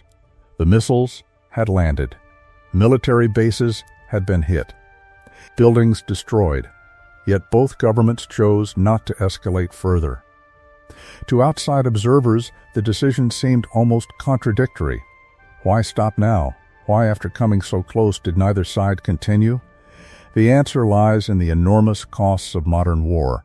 American military planners understood that attacking Iran would not resemble previous interventions in Iraq or Afghanistan. Iran possessed thousands of ballistic missiles, powerful air defenses, naval capabilities in the Persian Gulf, a vast network of regional allies. Any conflict could spread across Lebanon, Syria, Iraq, Yemen, and the Gulf. Oil infrastructure might be attacked, shipping lanes disrupted, global energy prices could skyrocket, American bases throughout the region would become targets. Iranian leaders understood the risks just as clearly. The United States possessed overwhelming air power, stealth aircraft, carrier strike groups, long-range bombers, precision-guided munitions. A sustained American campaign could devastate Iranian military infrastructure and damage the country's already fragile economy. Neither government doubted its own ability to inflict pain. Neither doubted the other's ability to do the same. That mutual recognition created an uneasy form of deterrence. Each side repeatedly approached the cliff. Each side peered over the edge. And, at the final moment, each stepped back. But every trip to the edge increased the possibility that one day someone would slip. The assassination of Qasem Soleimani did not end the confrontation. It merely proved how thin the line separating shadow conflict from open war had become. In the years that followed, that line would grow even thinner as new crises erupted across the Middle East, eventually drawing not only the United States and Iran closer together in conflict, but also Israel, Hezbollah, Hamas, the Houthis, and countless other actors into a regional confrontation unlike anything seen in decades. For years, the confrontation between the United States and Iran had followed a familiar pattern. Sanctions would tighten, proxy militias would attack, American forces would retaliate, Iran would respond indirectly. Then, just as the region seemed ready to explode, both sides would retreat from the brink. It was an uneasy balance, dangerous but predictable. Then, on the morning of October 7, 2023, that balance shattered.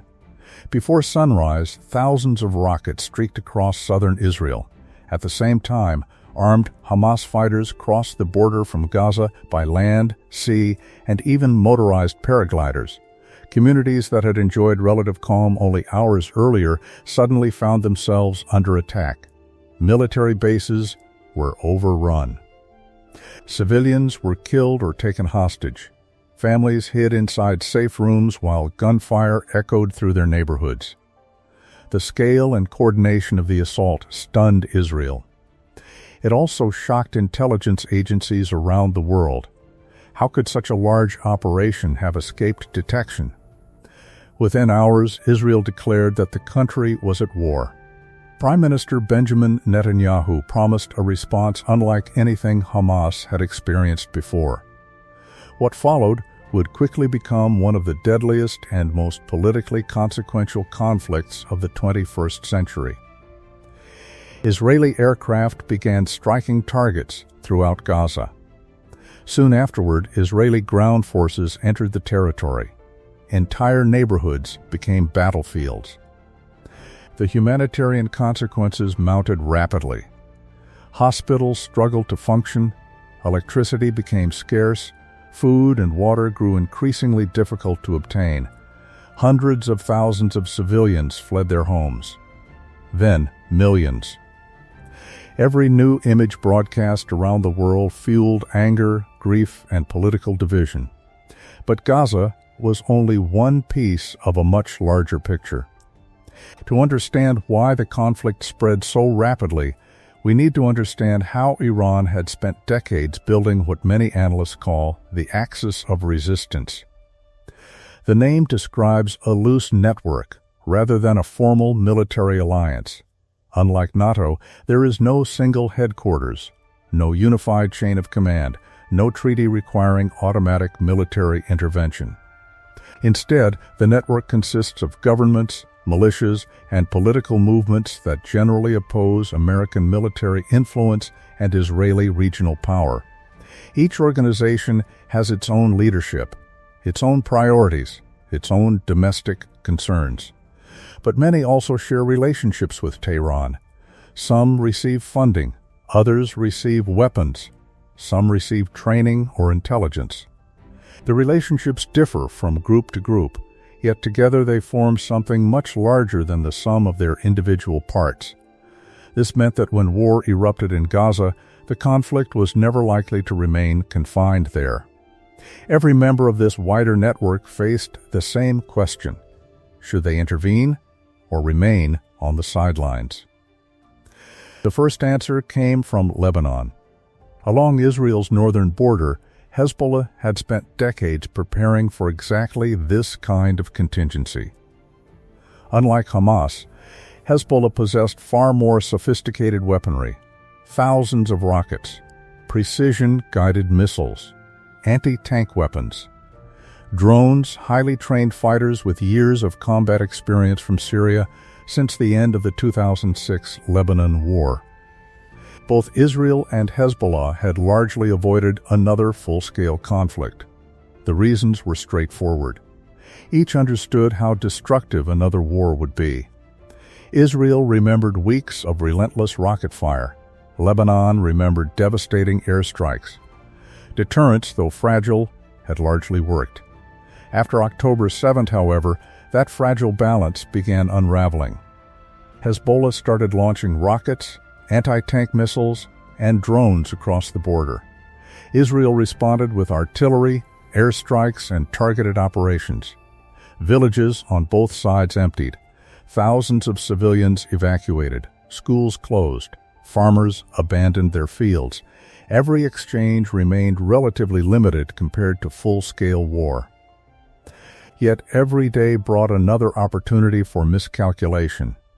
One missile landing in the wrong place, one mistaken intelligence report, one commander making a different decision. That was all it might take. Meanwhile, another front was opening nearly 2,000 kilometers away. In Yemen.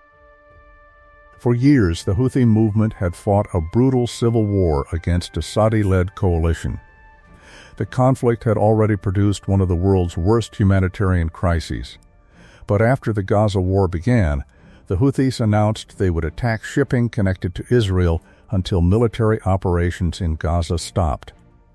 The announcement surprised many observers. How could events inside Gaza affect commercial vessels sailing hundreds of miles away? The answer once again lay in geography. The Red Sea connects the Indian Ocean to the Mediterranean through the Suez Canal. Roughly 12% of global trade normally passes through this route. Container ships carrying electronics, automobiles, clothing, food, energy supplies. Everything from coffee beans to computer chips. The Houthis began launching missiles and drones toward commercial vessels. Some attacks targeted ships they believed had Israeli connections. Others struck vessels with little or no apparent relationship to Israel at all. Whether because of mistaken intelligence or broader strategic messaging, uncertainty spread throughout the shipping industry. Suddenly, one of the world's busiest trade corridors became dangerous. Major shipping companies faced an extraordinary decision: continue sailing through the Red Sea, or reroute around the southern tip of Africa. The second option avoided missile attacks, but it added thousands of miles to every journey. Shipping times increased dramatically. Fuel costs climbed. Insurance premiums soared.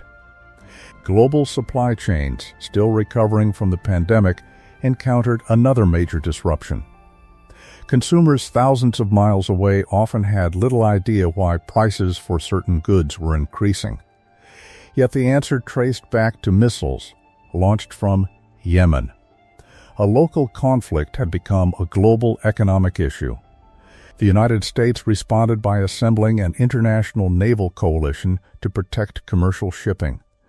Destroyers equipped with advanced missile defense systems entered the Red Sea. Carrier strike groups repositioned. American aircraft intercepted drones and cruise missiles with increasing frequency. Soon, U.S. forces began conducting direct strikes against Houthi military targets. What had started as a war in Gaza was now producing American military operations in Yemen. At the same time, Iraq was becoming increasingly unstable. Numerous Iranian-aligned militias argued that American forces stationed there should leave immediately. Rocket attacks resumed, drone strikes increased. Military installations housing American personnel came under repeated assault. The attacks varied in sophistication. Some caused little damage, others injured service members. Most were claimed by groups operating under different names, though many shared overlapping leadership, logistics, or ideological ties. Washington responded with carefully targeted airstrikes.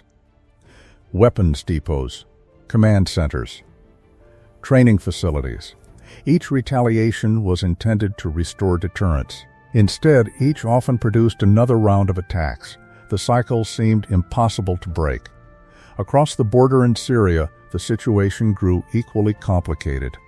The Syrian civil war had already drawn in Russia, Turkey, Iran, Hezbollah, Kurdish forces, ISIS remnants, and the United States. Now the Gaza conflict intensified existing tensions. American bases in eastern Syria experienced repeated drone and rocket attacks. U.S. aircraft answered with strikes against facilities associated with militia groups. Israeli aircraft continued attacking weapons shipments and military infrastructure believed to support Iranian operations inside Syria. Each country pursued different objectives. Each insisted its actions were defensive. Yet all operated inside the same increasingly crowded battle space. Imagine a chessboard. Now imagine 6 different players moving pieces simultaneously. Each follows different rules. Each has different goals. Sometimes 2 players cooperate. Sometimes they compete. Sometimes they accidentally interfere with each other's plans. That was the Middle East by late 2023, no longer one war, but many wars overlapping. For Iran, this complex network offered both advantages and risks. The advantages were obvious. Instead of confronting Israel or the United States directly, Tehran could exert pressure across multiple fronts simultaneously. Northern Israel, Southern Israel, the Red Sea, Iraq, Syria. Each crisis demanded military attention. Each forced Washington and Jerusalem to divide resources. The strategy reflected decades of military thinking. Rather than concentrating pressure in one place, disperse it across an entire region. Stretch your opponent. Force difficult choices. Increase uncertainty. Yet this strategy also carried enormous dangers. The more independent actors became involved, the less predictable events became. A local commander might launch an attack that national leaders never intended. A missile might strike civilians instead of military targets. An intelligence mistake might trigger retaliation against the wrong target. Every additional participant increased the possibility of accidental escalation. This is one of the paradoxes of proxy warfare. It provides plausible deniability, but it also reduces centralized control. Meanwhile, inside Washington, military planners confronted a challenge unlike any they had faced in years. How could the United States defend its troops, protect commercial shipping, reassure allies, and deter Iran, all without becoming fully involved in another regional war? The answer required a massive military presence. Aircraft carriers returned to the eastern Mediterranean. Another carrier strike group deployed nearby. Strategic bombers rotated through regional air bases. Advanced fighter aircraft arrived. Patriot and THAAD missile defense systems strengthened Allied defenses. Thousands of additional American personnel entered the region. Officially, these deployments served one primary purpose: deterrence. The idea was simple. If potential adversaries saw overwhelming American military power already in place, they might reconsider broader escalation. History, however, shows that deterrence works only when everyone interprets signals the same way. That rarely happens. One side sees defensive preparations, the other sees offensive positioning. One side believes it is preventing war, the other believes war is becoming more likely. Throughout late 2023 and early 2024, exactly this dilemma unfolded. Iran insisted it did not seek direct conflict with the United States. American officials repeatedly stated the same. Israel emphasized its campaign against Hamas while warning Hezbollah against expanding the conflict. Arab governments urged restraint while quietly preparing for the possibility that restraint might fail. No major government publicly wanted a regional war, yet regional violence continued spreading. Then another tragedy brought Washington even closer to direct confrontation. In January 2024, a drone attack struck a small American military outpost known as Tower 22, located near the border between Jordan and Syria. 3 American soldiers were killed. Dozens more were wounded. For the first time since the Gaza conflict began, American fatalities fundamentally changed the political equation. President Joe Biden faced immediate pressure to respond decisively. The United States launched a series of large-scale airstrikes against facilities linked to Iranian-backed militias across Iraq and Syria. Again, Washington emphasized that it was not seeking war with Iran itself. Again, Tehran denied directing the attack while warning against further escalation. Again, both governments moved closer to confrontation.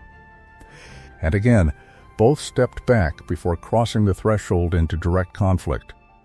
To many observers, this repeated restraint seemed puzzling. If each side blamed the other, why not settle the dispute militarily?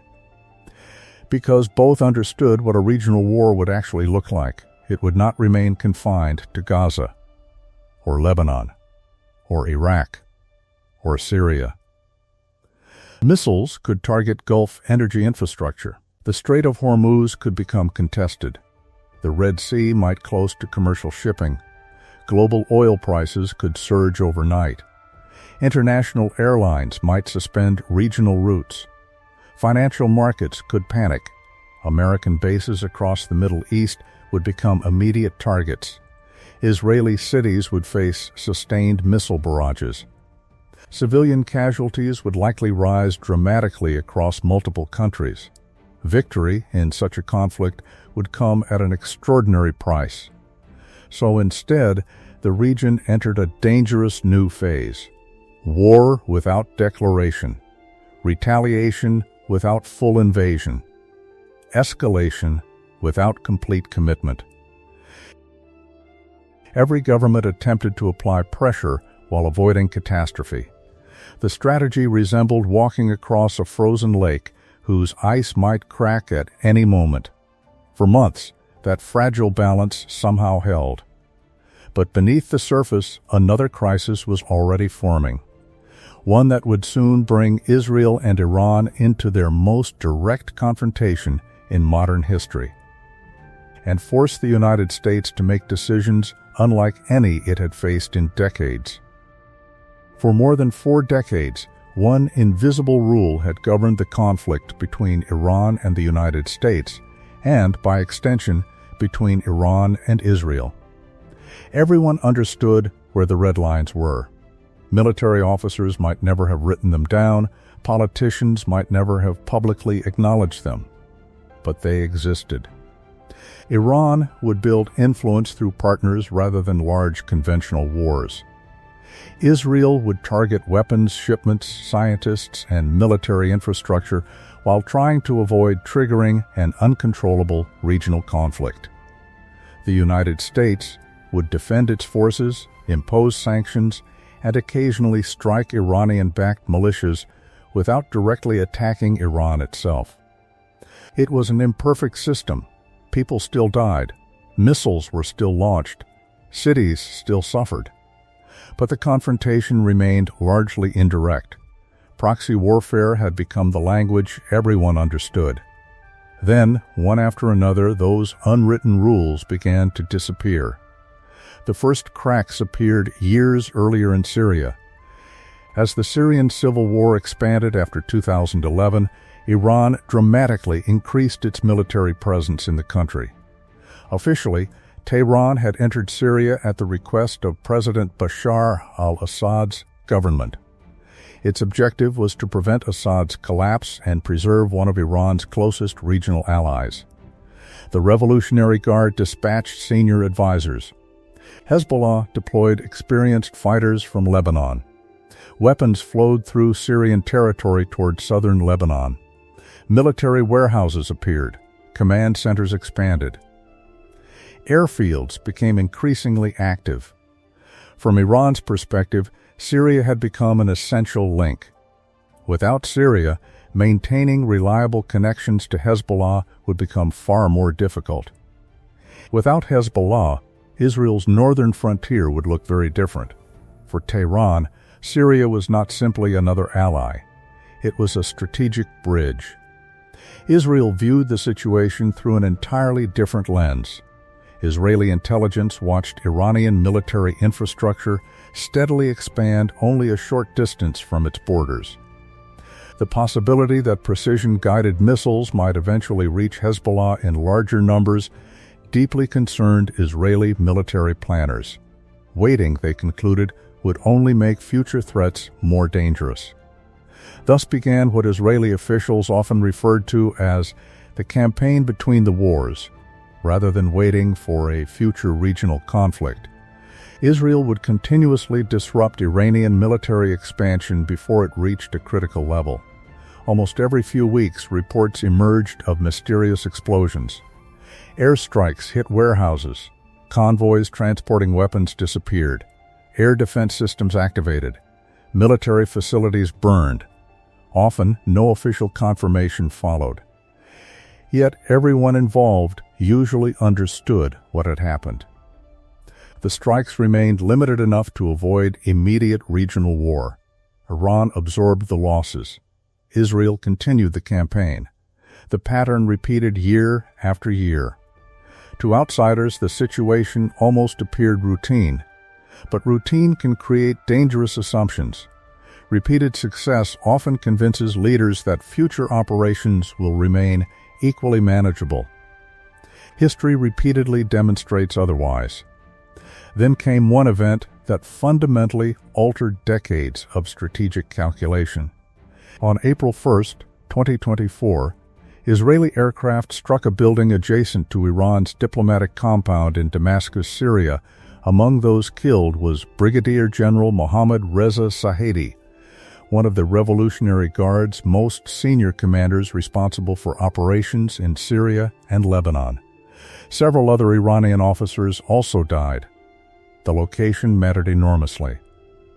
The strike had not targeted an ordinary military installation. It struck a site associated with Iran's diplomatic presence. International law traditionally grants diplomatic facilities special protection. Whether every legal detail surrounding the location was universally agreed upon became less important than how Iran interpreted the attack. From Tehran's perspective, this crossed an entirely new line. For years, Iranian officers had accepted the risks of operating inside Syria, but attacking a senior commander inside a diplomatic compound represented something qualitatively different. Political leaders in Tehran immediately promised retaliation. This time, however, they emphasized another point. The response would come directly from Iran. Those words immediately captured global attention. Directly, that single word carried enormous significance. For decades, retaliation had usually traveled through intermediaries: Hezbollah, militias in Iraq, groups operating elsewhere. Now, Iran was signaling something entirely unprecedented. It intended to act openly. Military planners across the region immediately understood the implications. American intelligence agencies increased surveillance. Israeli air defenses moved to their highest levels of readiness. Commercial airlines began adjusting flight routes. Foreign embassies reviewed emergency procedures. Financial markets monitored every development. The question dominating intelligence briefings around the world was remarkably simple. What exactly would Iran do? No one knew. Some feared a massive missile barrage. Others expected cyber attacks. Still others worried about coordinated operations across multiple countries. For nearly 2 weeks, uncertainty itself became a strategic weapon. Israel waited. The United States waited. Iran waited. Every passing day increased tension. Then, during the night of April 13 into April 14, 2024, the waiting ended. Iran launched one of the largest coordinated aerial attacks ever seen in the Middle East. The scale alone was astonishing. Hundreds of drones lifted into the night sky. Cruise missiles followed. Then, ballistic missiles. Unlike previous confrontations carried out through proxies, these weapons originated from Iranian territory itself. The symbolism mattered as much as the military operation. Iran was announcing that it no longer considered indirect responses sufficient. The attack unfolded in carefully timed waves. Slow-moving drones departed first. They required many hours to reach Israel. Cruise missiles followed. Finally came ballistic missiles traveling at extraordinary speeds. Military analysts later suggested that the sequence forced defenders to confront multiple threats arriving over an extended period rather than all at once.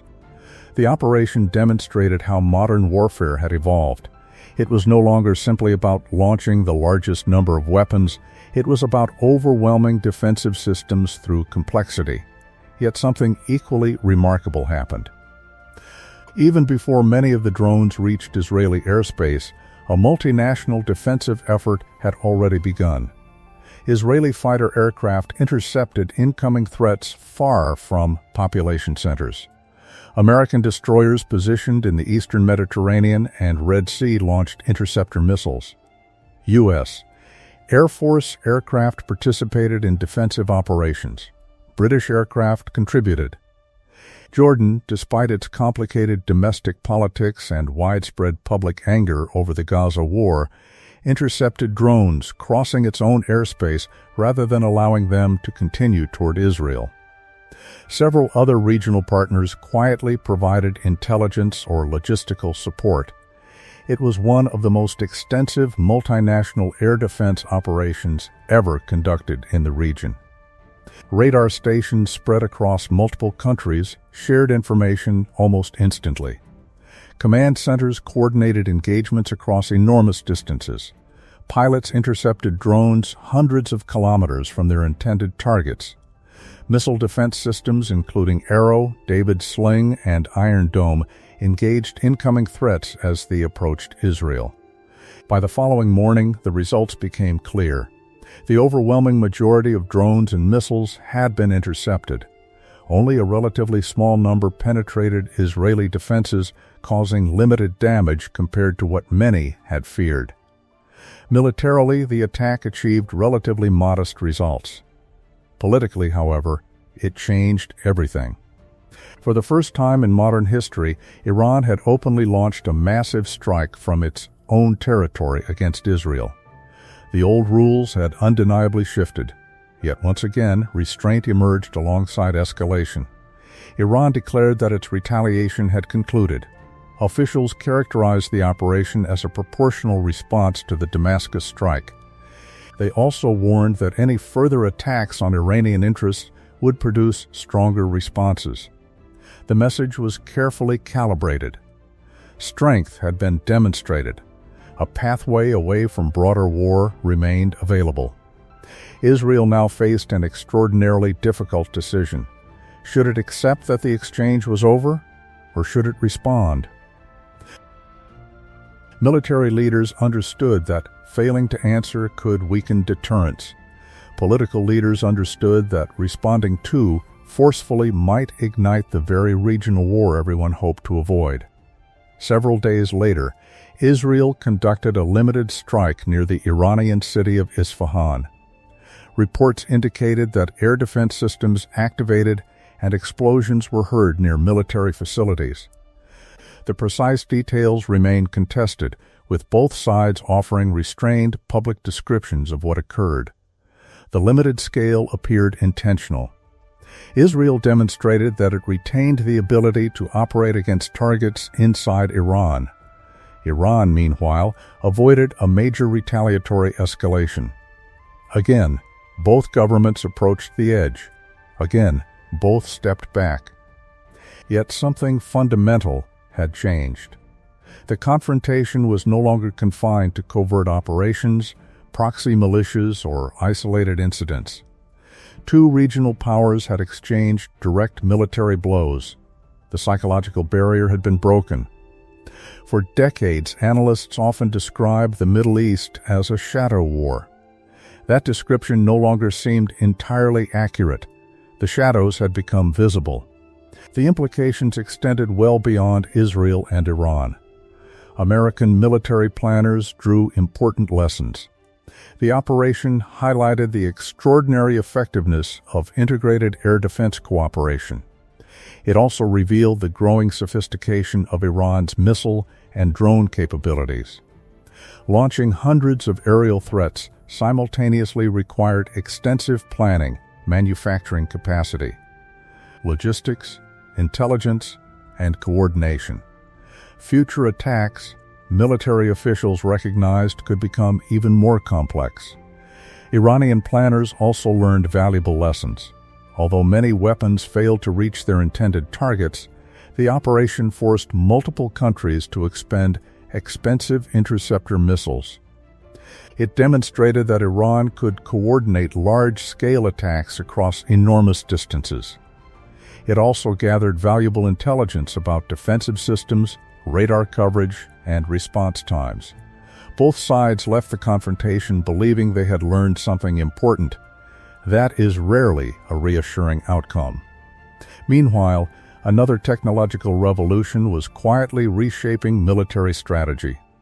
Cheap drones costing only thousands of dollars increasingly threatened interceptor missiles costing hundreds of thousands or even millions of dollars. Economics was becoming as important as engineering. Defenders faced an uncomfortable equation.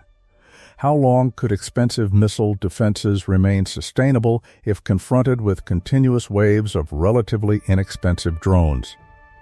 Military planners worldwide studied every detail of the April exchanges. The lessons extended far beyond the Middle East. Ukraine, Taiwan, the Korean Peninsula. Every region contemplating future conflict recognized that warfare was entering a new era. Mass drone attacks, precision missiles, integrated air defenses, artificial intelligence assisting battlefield decisions. The future had arrived. Yet amid all the technological sophistication, the oldest lesson in international politics remained unchanged. Perception often matters as much as reality. Iran claimed it had restored deterrence. Israel claimed its defensive success demonstrated overwhelming superiority. The United States highlighted the strength of its regional partnerships. Each government presented the events as validation of its own strategy. Each audience heard a different story, and therein lay another danger. When every participant believes it has prevailed, everyone may become more willing to take risks next time. The confidence gained from surviving one crisis sometimes becomes the seed of the next. Throughout 2024 and into 2025, military planners increasingly asked whether the old model of proxy warfare was beginning to collapse. For decades, proxies had provided distance. Distance created ambiguity. Ambiguity created opportunities for de-escalation. Direct attacks reduced all three. Every future crisis now carried additional uncertainty. Would Iran respond itself? Would Israel strike inside Iran again? Would the United States become directly involved from the outset? Would regional partners join defensive coalitions? No one could answer with confidence. The Middle East had entered unfamiliar territory, and unfamiliar territory is where miscalculations are most likely. For 45 years, an uncomfortable balance had prevented the United States and Iran from fighting a full-scale war despite repeated crises. But as direct exchanges became more common and the old unwritten rules weakened, diplomats, generals, and intelligence officers around the world began asking the same question. How many more times could the region survive walking to the edge before someone finally took one step too far? That question would soon become even more urgent as another ceasefire collapsed, fresh missiles crossed the sky, and the world once again found itself wondering whether the next exchange would remain limited or become the conflict that previous generations had narrowly avoided.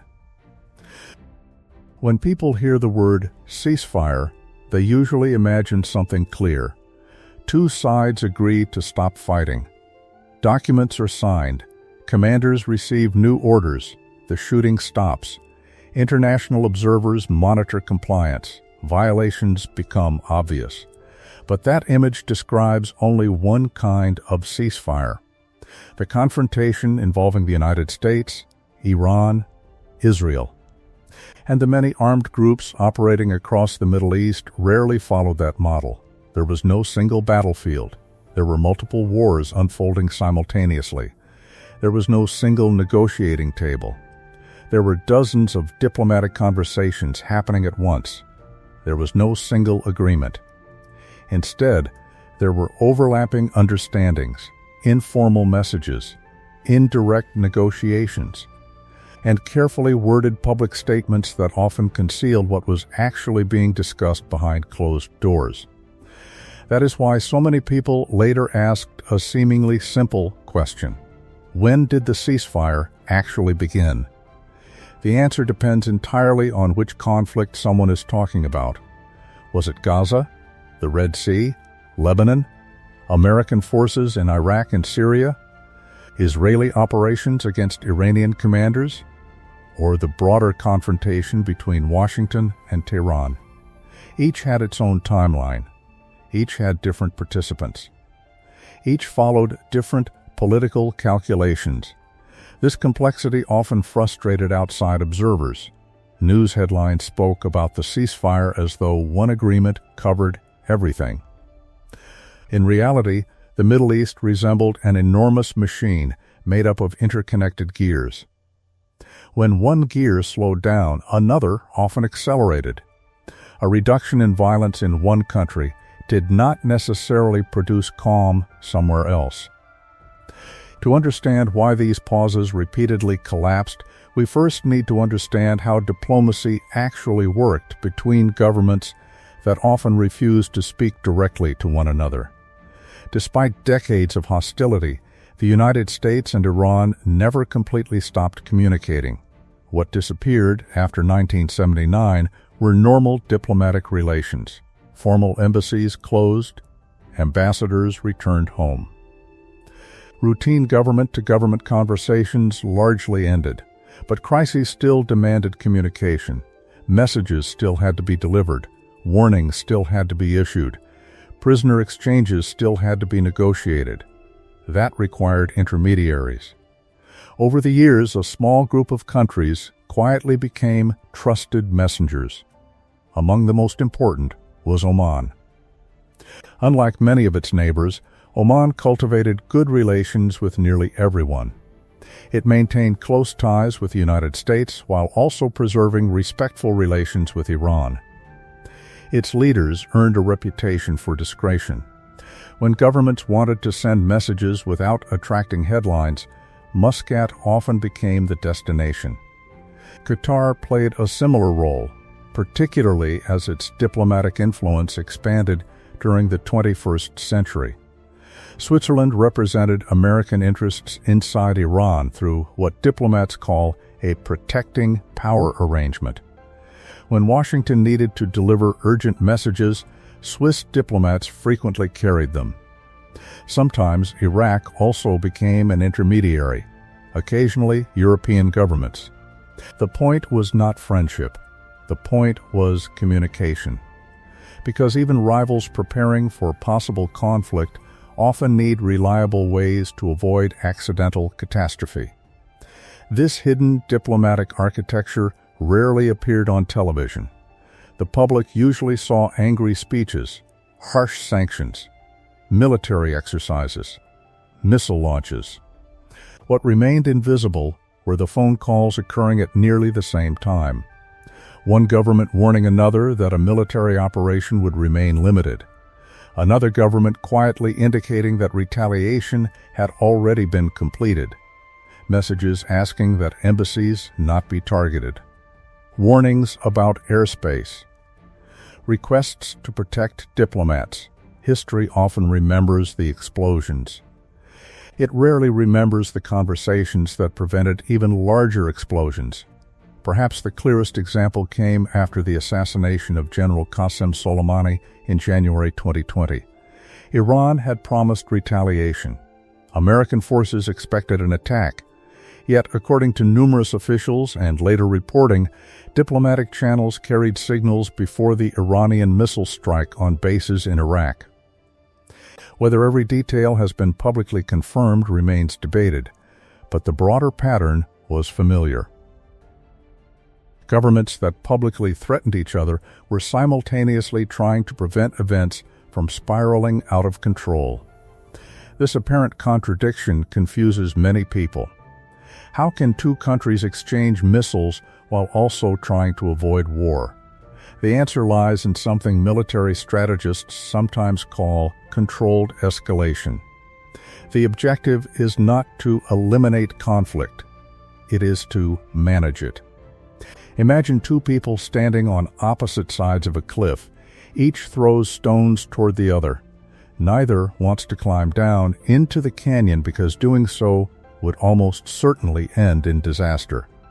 So they throw carefully, hard enough to demonstrate resolve, not hard enough to guarantee catastrophe.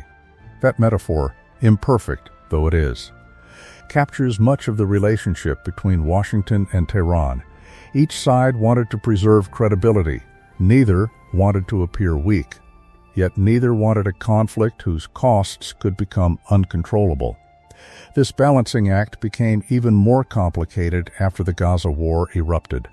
Now, multiple governments had domestic audiences demanding action. Iranian leaders faced pressure from supporters who expected solidarity with Palestinians. Israeli leaders faced enormous public demands to restore security after October 7. American leaders sought to support Israel while simultaneously preventing regional war. Arab governments attempted to calm public anger without destabilizing their own countries. Every leader operated under different political constraints. Those constraints often produced very different public and private messages. Public speeches emphasized strength. Private conversations emphasized restraint. That difference was not necessarily hypocrisy. It reflected politics. A government that publicly appeared too eager for compromise might lose domestic support. A government that privately refused all compromise might accidentally trigger war. Successful diplomacy, therefore, often required saying one thing in front of cameras while communicating something more nuanced behind closed doors. This is one reason why historians caution against interpreting political speeches too literally. Sometimes speeches are directed less at foreign governments than at domestic audiences. Words intended for voters may sound far more confrontational than actual policy. Military planners, meanwhile, focused on a different question. What capabilities did each side actually possess? By the mid-2020s, both Iran and the United States understood each other's strengths remarkably well. America possessed overwhelming conventional military superiority, stealth aircraft, carrier strike groups, long-range bombers, advanced intelligence capabilities, global logistics. Iran possessed different advantages: thousands of ballistic missiles, large drone inventories, naval capabilities suited to the Persian Gulf, extensive regional relationships, deep knowledge of local terrain. Neither side doubted that it could inflict serious damage. Neither side doubted that the other could respond. That mutual understanding became one of the strongest arguments against all-out war. Military victory looked increasingly expensive. Economic consequences looked even worse. Consider the Strait of Hormuz once again. Even temporary disruption could send global oil prices soaring. Insurance markets would react immediately. Financial markets could panic. Energy importing countries far from the Middle East would feel the effects within days. Inflation might rise worldwide. Governments already struggling with economic challenges would confront another crisis. This reality meant that regional conflict rarely remained regional. The entire global economy had become part of the calculation. China depended heavily on Gulf energy supplies. European economies watched shipping routes closely. India, Japan, South Korea, and many others relied on stable maritime trade. The Middle East geography gave even localized conflicts worldwide consequences. That geography also shaped diplomacy. Every major power wanted to avoid disruptions, not necessarily because of ideological preferences, because of economics. Yet despite these incentives for restraint, trust remained almost non-existent. The reasons stretched back generations. American officials remembered the embassy hostage crisis, support for militant groups. Attacks on U.S. personnel. Iranian officials remembered the 1953 coup. Support for the Shah. Backing Iraq during the Iran-Iraq War. Sanctions. The collapse of the nuclear agreement. Each government viewed history through its own collection of grievances. Neither memory was imaginary. Both were selective. Each emphasized events that reinforced existing beliefs. Psychologists sometimes call this confirmation bias. In international politics, it becomes institutional memory. Governments inherit narratives just as families inherit stories. Those narratives shape future decisions, even when individual leaders change. This explains why every ceasefire remained fragile. Suppose one side announced a temporary reduction in military activity. The other side rarely interpreted it as goodwill. Instead, officials often asked different questions. Are they buying time? Moving weapons? Preparing another operation? Trying to reduce international pressure? Suspicion transformed every gesture into a possible deception. This atmosphere proved especially challenging because neither Washington nor Tehran controlled every actor capable of starting another crisis. Iran maintained relationships with numerous armed groups, but those organizations also possess their own leadership structures. Local commanders sometimes pursued objectives that reflected domestic politics rather than Tehran's immediate priorities. Similarly, the United States worked closely with Israel and multiple regional partners. Each possessed sovereign decision-making authority. Each sometimes reached different conclusions about acceptable risks. This created one of the most dangerous features of modern Middle Eastern politics. Even if American and Iranian leaders simultaneously wanted de-escalation, someone else could still launch an attack. One militia commander. One airstrike. One intelligence failure. One rocket landing in the wrong location. One civilian casualty. The pause could end overnight.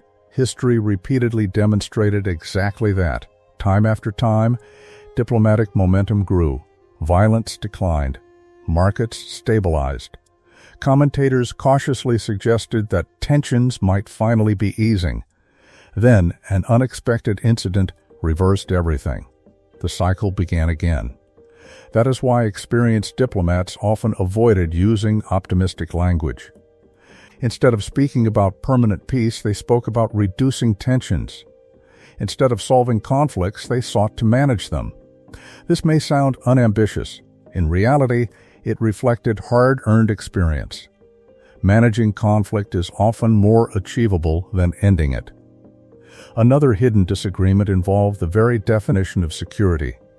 American policymakers generally argued that sanctions, military deployments, and regional alliances discouraged aggression and protected stability.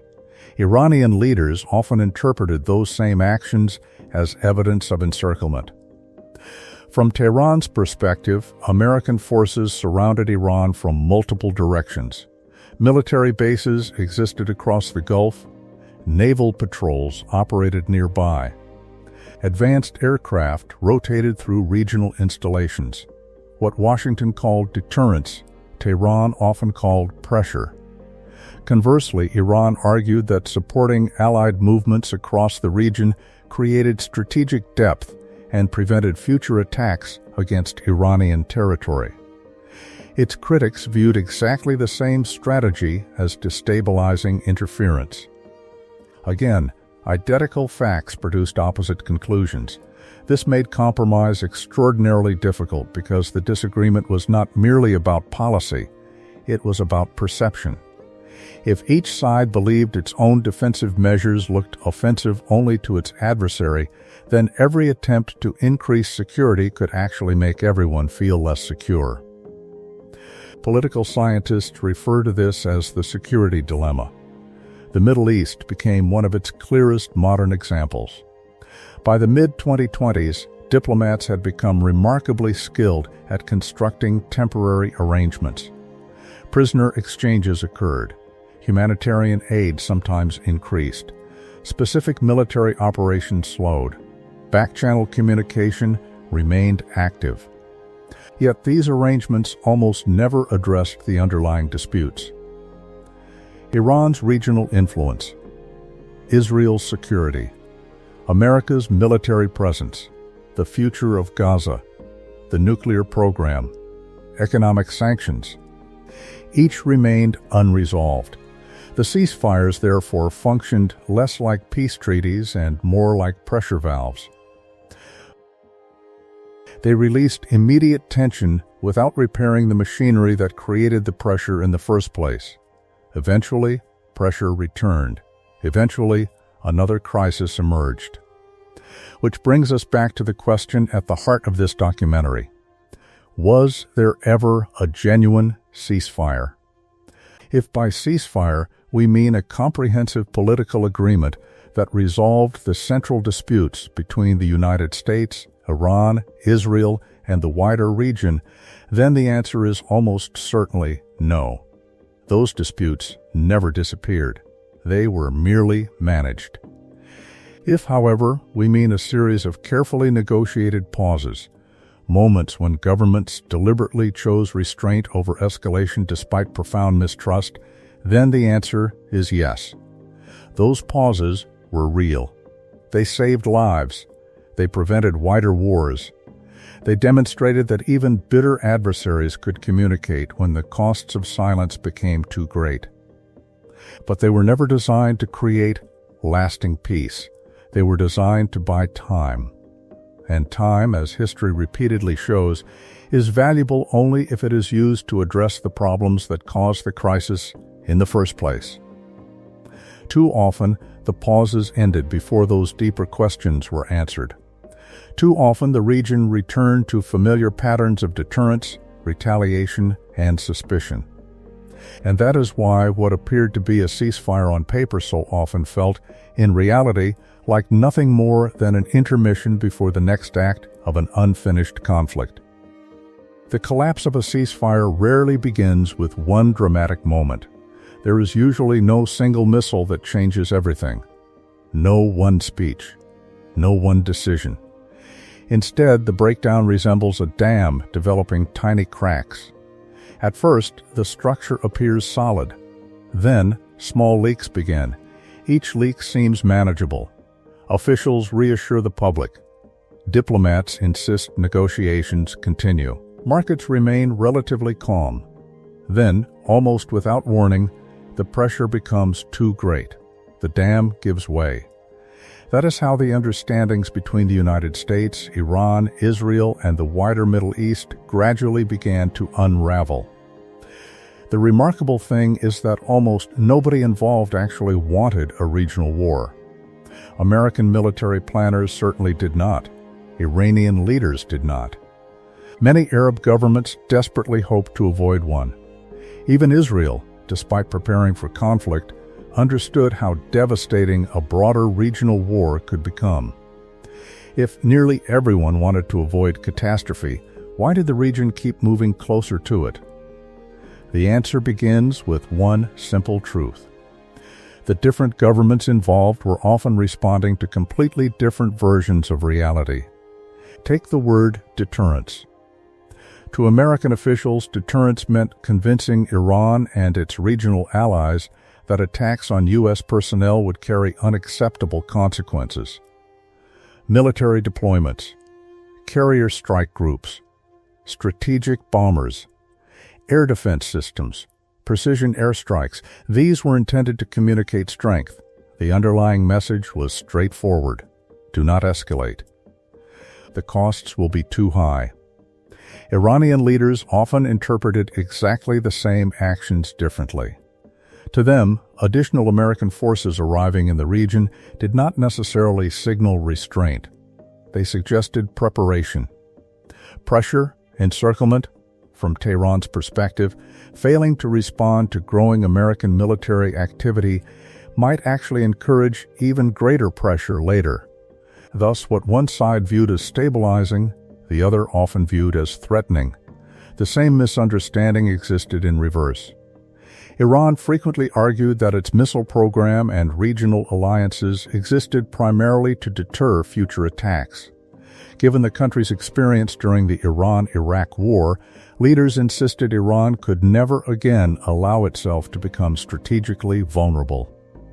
Israel and the United States reached a different conclusion. To them, expanding missile arsenals and strengthening armed groups across the region looked less like defense than preparation for future aggression. Each side sincerely believed it was responding defensively. Each side sincerely believed the other was behaving offensively. This is what made the confrontation so dangerous. Intentions became almost impossible to separate from perceptions. Then, there were the proxies. For decades, analysts often described Iran's regional partners as though they functioned like remote-controlled instruments. The reality was considerably more complicated. Organizations such as Hezbollah, various Iraqi militias, and the Houthis certainly received varying degrees of Iranian support. But they were not identical organizations following identical instructions. Each possessed its own history, its own leadership, its own political calculations, its own local grievances. Consider Iraq. After the American invasion in 2003, dozens of armed groups emerged under vastly different circumstances. Some focused on resisting foreign military presence, others concentrated on fighting ISIS. Many became deeply involved in domestic Iraqi politics. Some entered parliament. Others controlled economic networks. Some answered closely to Tehran. Others maintained far greater independence. From Washington's perspective, however, distinguishing between these organizations during moments of crisis often proved extremely difficult. If an American base came under drone attack, identifying the immediate perpetrators was only the beginning. The more difficult question followed. Who actually ordered it? A local commander? A militia leader? Iranian advisors? Or someone seeking to provoke a wider confrontation? Sometimes intelligence agencies could answer with reasonable confidence. Sometimes they could not. The uncertainty itself became strategically important. Imagine being responsible for deciding whether to launch military retaliation. If you strike too weakly, future attacks may increase. If you strike too strongly, you might punish people who never authorized the original attack. Every decision carries enormous risks.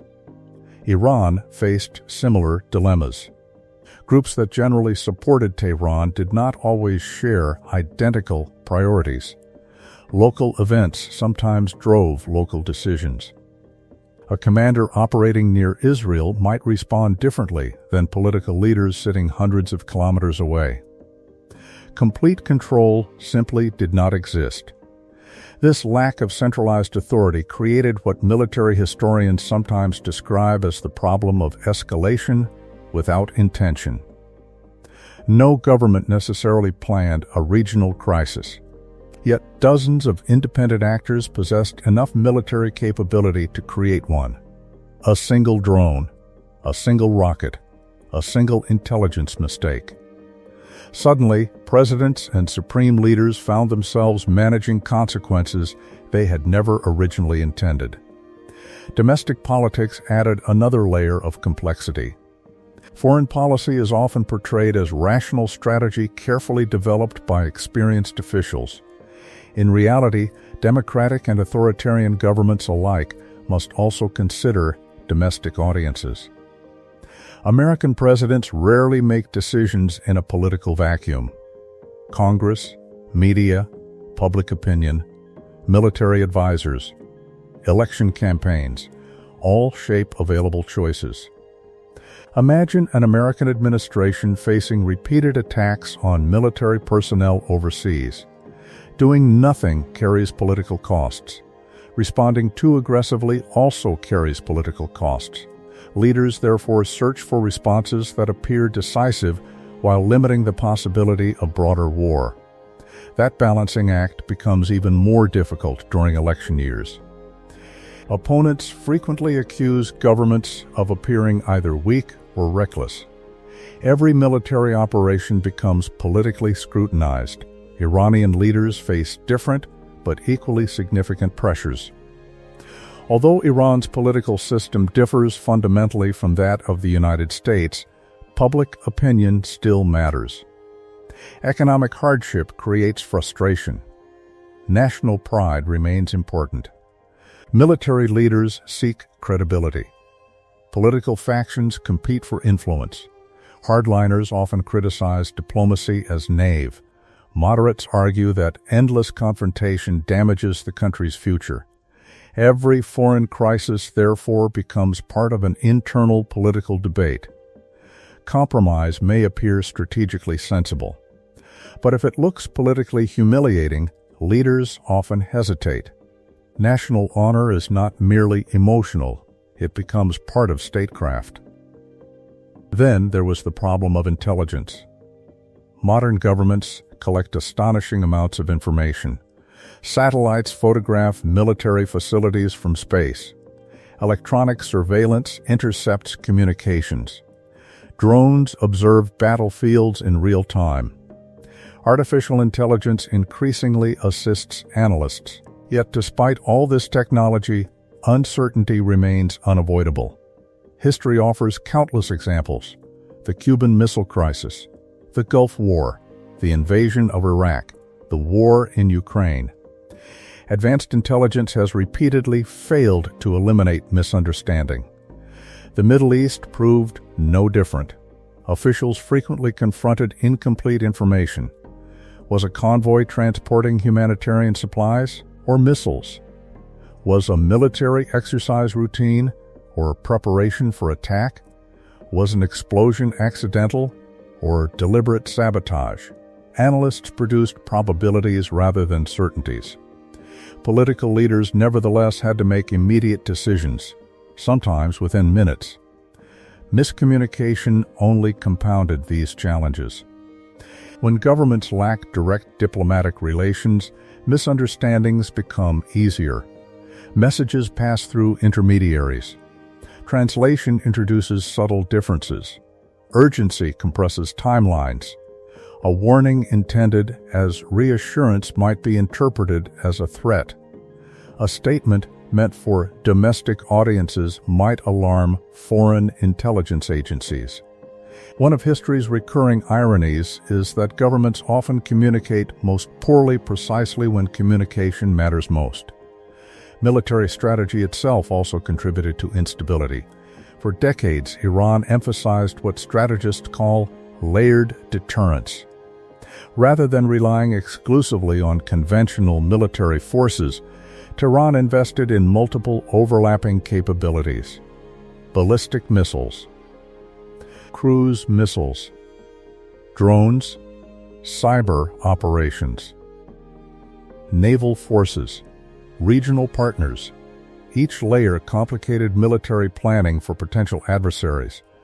The United States pursued a different model: rapid deployment, technological superiority, precision strikes, integrated air defenses, regional alliances, forward military bases. Each strategy appeared logical from its own perspective, yet together they created continual friction. Every defensive improvement by one side often appeared offensive to the other. This dynamic extended into economics. Sanctions remained one of Washington's principal tools. Supporters argued that economic pressure constrained Iran's ability to finance military programs and regional activities. Critics questioned whether decades of sanctions had fundamentally changed Iranian strategic behavior. Iran adapted in numerous ways. Smuggling networks expanded. Trade increasingly shifted toward countries willing to navigate sanctions. Domestic industries adjusted where possible. Informal financial systems became more important. Sanctions undeniably imposed enormous costs, but they also created new economic incentives. Entire industries emerged around sanction evasion. Middlemen profited. Alternative trade routes expanded. Financial innovation accelerated. Conflict itself gradually became woven into regional economic structures. The energy market offered another example. Every major crisis in the Persian Gulf immediately affected oil prices. Sometimes even rumors proved sufficient. A tanker explosion, reports of missile launches, threats to the Strait of Hormuz. Investors reacted instantly. Energy traders monitored military developments almost as closely as intelligence agencies. Countries exporting oil occasionally benefited from higher prices. Importing nations faced rising costs. Governments released strategic petroleum reserves. Shipping companies recalculated risks. Insurance firms adjusted premiums. Conflict had become economically significant far beyond the Middle East itself. Yet there was another economic reality often overlooked. Iran's economy also depended heavily on regional stability.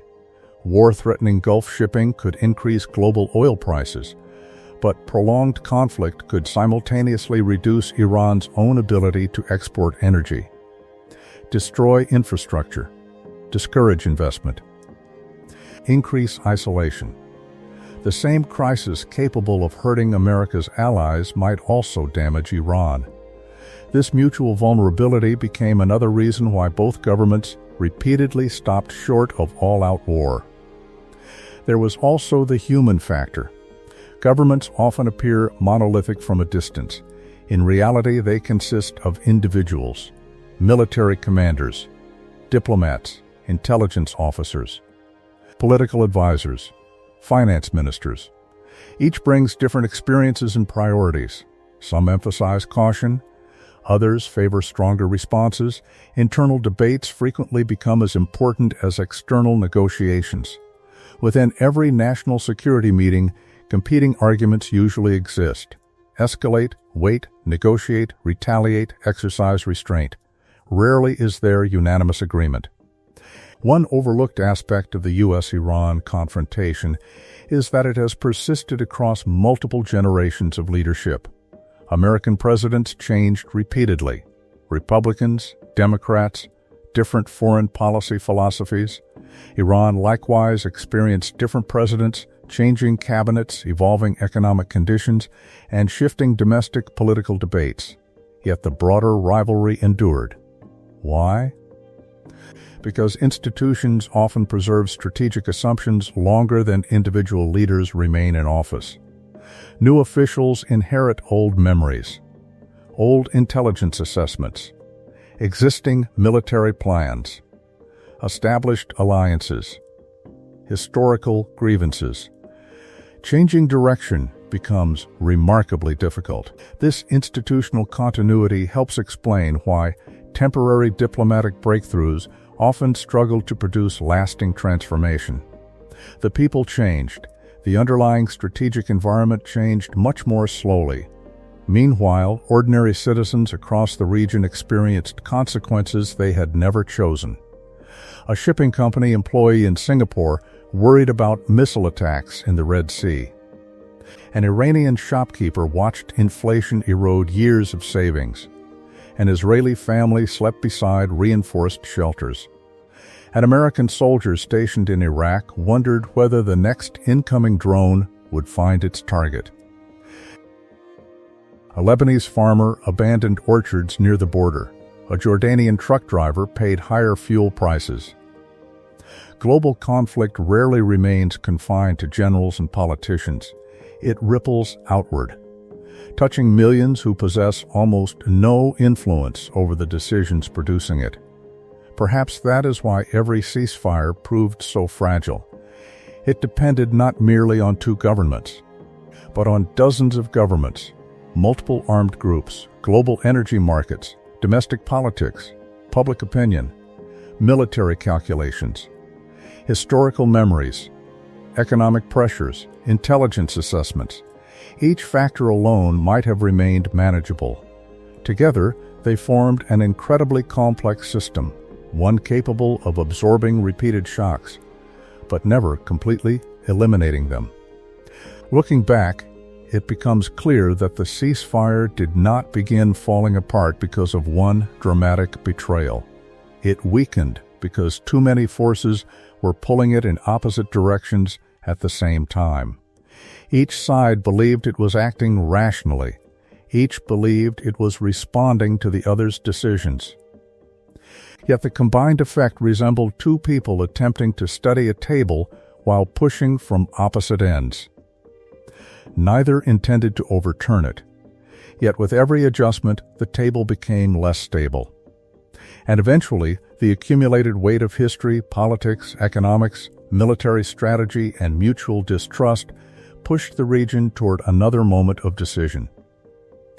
One in which a single exchange of missiles would once again raise the same haunting question that had lingered for nearly half a century. Had the Middle East finally reached the point where the next crisis could no longer be contained?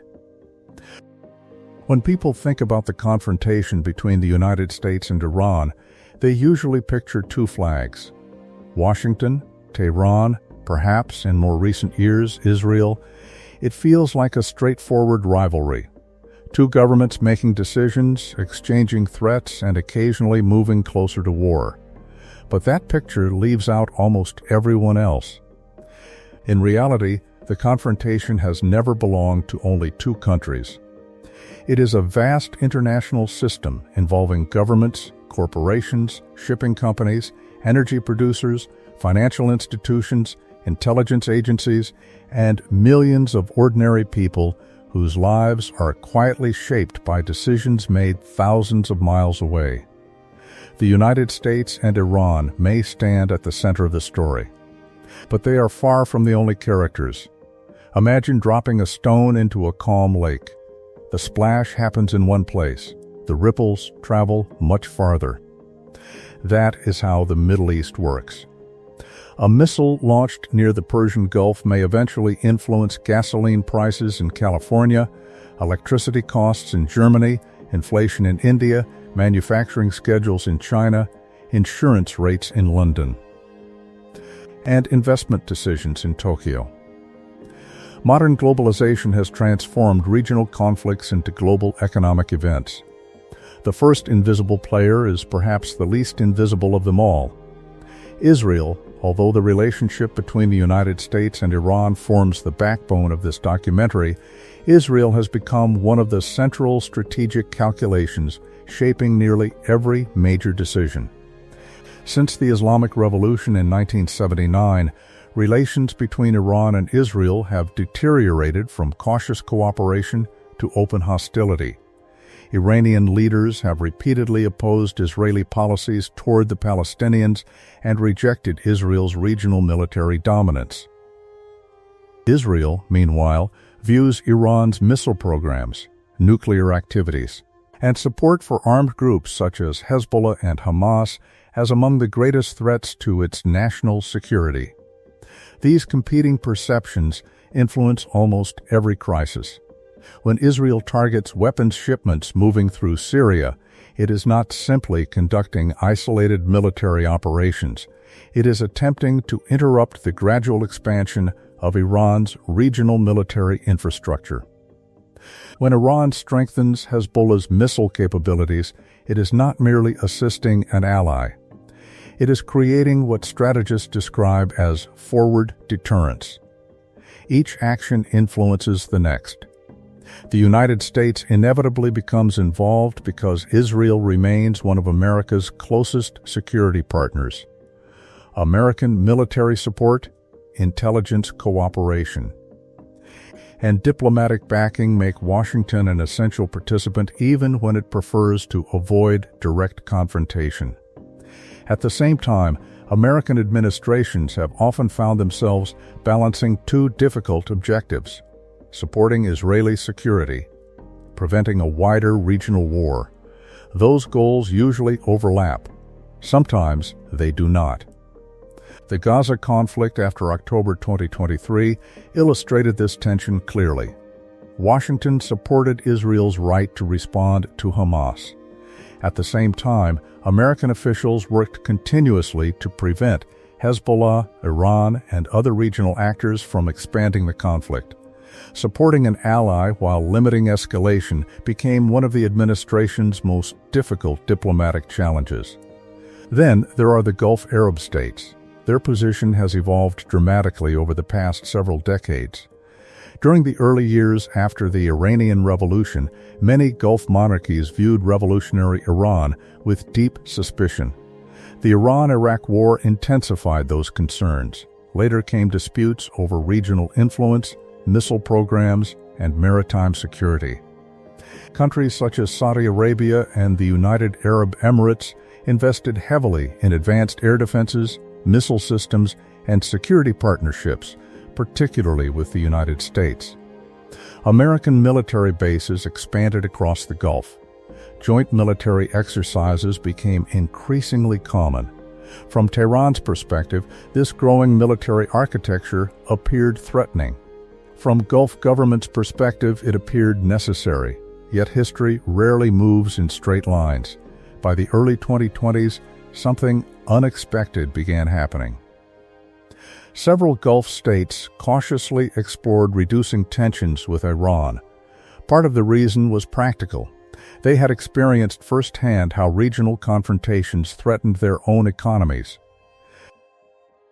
The 2019 attacks on Saudi oil facilities demonstrated that even heavily defended energy infrastructure remained vulnerable.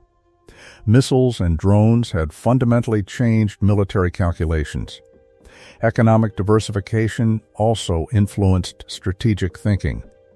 Countries investing in tourism, technology, finance, and international business recognized that permanent regional instability discouraged investment.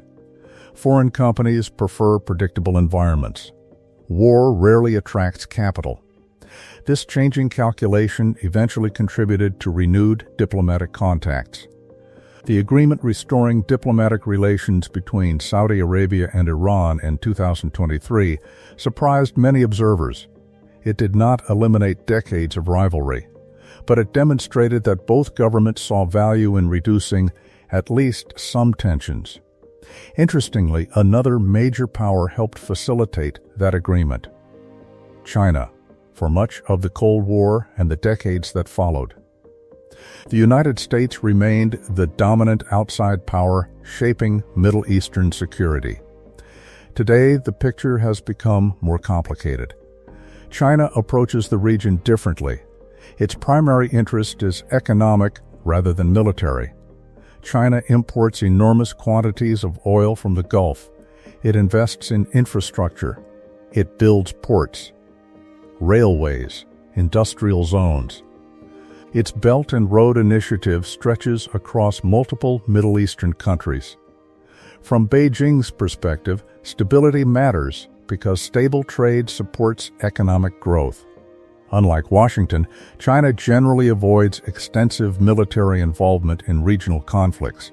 Instead, it often emphasizes economic cooperation and diplomatic engagement.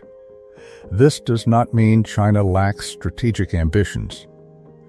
It simply pursues them differently. The Saudi-Iran diplomatic agreement illustrated how Beijing increasingly seeks influence not through military alliances, but through mediation and commerce. Whether this model will prove durable remains uncertain, but it clearly reflects the emergence of a more multipolar international system. Russia occupies another unique position.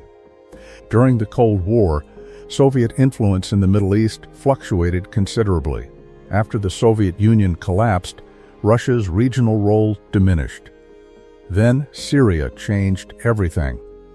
When Moscow intervened militarily in support of Bashar al-Assad in 2015, Russia re-established itself as a major Middle Eastern military actor. This created unusual diplomatic dynamics. Russia maintained working relationships with Iran, with Syria, with Israel, even with Gulf states. Israeli aircraft often operated in Syrian airspace while Russian forces remained nearby. Avoiding accidental confrontation required continuous military communication. Meanwhile, Russia and Iran deepened cooperation in several areas, particularly as both faced extensive Western sanctions. Energy, defense, technology, economic coordination increased. Yet the relationship remained based more on shared interests than deep trust. History had produced periods of cooperation as well as rivalry. Again, Middle Eastern politics resisted simple categories. Allies sometimes disagreed, competitors sometimes cooperated. European governments found themselves navigating equally difficult terrain. Britain, France, Germany, and other European countries generally supported efforts to prevent Iran from developing nuclear weapons, while simultaneously favoring diplomatic engagement over military confrontation. The 2015 nuclear agreement reflected years of intensive European diplomacy. When the United States withdrew from that agreement in 2018, many European governments attempted to preserve it. Yet they confronted a practical obstacle: the enormous influence of the American financial system. European companies wishing to continue business with Iran risked losing access to American markets and banking networks. Most chose the larger market, not necessarily because of political preference, because of economic reality. This highlighted an often overlooked dimension of American power: financial influence. The dollar serves as the world's principal reserve currency. International banking systems frequently depend upon American institutions. Sanctions, therefore, become extraordinarily powerful. A government does not necessarily need naval blockades if financial restrictions produce similar economic pressure. Iran responded by seeking alternative financial arrangements with countries willing to continue trade despite sanctions. This gradual shift contributed to broader discussions about reducing dependence on the dollar in certain international transactions. Whether those efforts eventually transform the global financial system remains uncertain. But they illustrate how regional conflicts can influence international economics. Then there are the actors that almost never appear in political speeches: shipping companies. Without them, globalization simply does not function. Every day, thousands of commercial vessels carry food, fuel, electronics, automobiles, medicine, and industrial equipment through the world's oceans.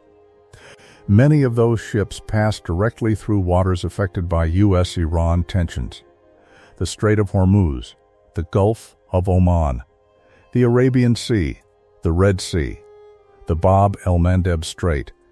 These are not merely geographic names, they are arteries of the global economy.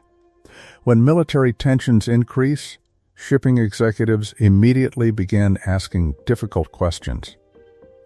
Should vessels continue using the shortest routes? Should they hire additional security? Should they reroute around Africa? Every decision affects costs. Longer routes require more fuel, more crew time, higher maintenance expenses. Delivery schedules become less predictable. Manufacturers waiting for components experience delays. Retailers adjust prices. Consumers often pay more without ever realizing why. Insurance companies quietly play another enormous role. Marine insurance is essential for global commerce. Without it, many ships simply cannot operate. During periods of heightened regional tension, insurers constantly reassess risk. If missile attacks increase, insurance premiums rise. If piracy expands, premiums rise again. If ports appear vulnerable, coverage changes. Sometimes insurers refuse particular routes altogether. The result resembles an invisible tax on global trade. No government officially imposes it. Risk itself creates it. Financial markets respond just as quickly. Energy traders monitor satellite imagery, military deployments, weather conditions, political speeches. Every development affecting Gulf shipping potentially influences oil prices. Oil markets dislike uncertainty. Even the possibility of future disruption often produces immediate price movements. This explains why presidents, prime ministers, and central bankers worldwide pay close attention to events in places they may never visit. The economic consequences do not respect geography. The arms industry represents another powerful, though often overlooked, participant. Periods of heightened regional tension frequently increase demand for missile defense systems, surveillance technology, drones, radar networks, naval vessels, and precision-guided weapons. Governments seeking improved security invest billions of dollars in new military capabilities. Manufacturers expand production. Research accelerates. Technological innovation speeds forward. It is important, however, not to oversimplify this relationship. Defense companies respond to government demand. They do not independently determine national strategy. But once governments decide to strengthen their militaries, an entire industrial ecosystem grows around those decisions. Factories employ workers. Universities conduct research. Supply chains expand. Economic interests become intertwined with national security planning. Another invisible player is public opinion. Modern governments operate in an era of instantaneous information. Videos recorded on mobile phones spread globally within minutes. Satellite imagery becomes publicly available. Commercial tracking websites monitor ships and aircraft in real time. Social media platforms distribute images long before official statements appear. This information revolution influences diplomacy in profound ways. Political leaders now negotiate while simultaneously responding to global audiences watching events unfold live. Narratives matter. Images matter. Perception increasingly becomes part of strategy itself. Finally, there is the international economy. The world's financial system has become so interconnected that sustained instability in one strategically important region inevitably affects everyone else. Manufacturing depends on reliable shipping. Agriculture depends on affordable fuel. Airlines depend on predictable energy prices. Factories depend on components arriving on time. Banks depend on stable markets. The confrontation between the United States and Iran therefore extends far beyond military strategy. It shapes investment decisions, inflation forecasts, central bank policies, corporate planning, and household budgets across continents. Seen from this perspective, the rivalry is no longer simply about ideology or even regional power.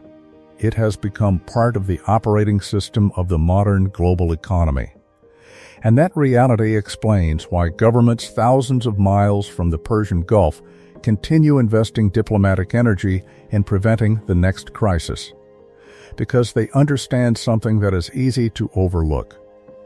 A missile fired in the Middle East does not stop at the border where it lands. Its economic shockwave can travel around the world. Which raises one final question before we reach the conclusion of this story. If so many governments, businesses, and international institutions all have a powerful interest in preventing a wider war, why has lasting peace remained so elusive? The answer lies not only in politics or military power, but in history itself, in decades of accumulated mistrust that no single ceasefire, however carefully negotiated, has yet been able to erase. If someone had asked this question in 1985, the answer would have sounded very different. Back then, another war between the United States and Iran seemed possible because the relationship was still relatively new. The revolution had transformed the Middle East. The hostage crisis was fresh in American memory. The Iran-Iraq War was still raging. Neither side fully understood how the other would behave over the coming decades. Today, the situation is almost the opposite. After more than 45 years of confrontation, both countries understand each other remarkably well, not because they trust one another, but because they have spent decades studying one another. American intelligence agencies know a great deal about Iran's military doctrine. Iranian planners have spent decades analyzing every major American military campaign, from the Gulf War to Afghanistan, Iraq, Libya, and operations against ISIS. Each side has watched the other fight. Each side has observed strengths. Each side has identified weaknesses. Ironically, this deep familiarity may be one of the biggest reasons another full-scale war has not yet happened. Both governments understand exactly how costly it would be. That does not mean war is impossible. Far from it. It simply means that any decision to begin one would be made with unusually clear expectations about the consequences. Military planners often describe warfare as an exercise in uncertainty.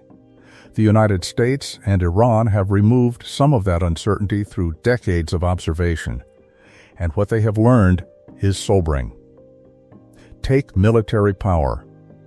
On paper, the comparison appears almost unfair. The United States spends hundreds of billions of dollars each year on defense. It operates one of the world's largest air forces.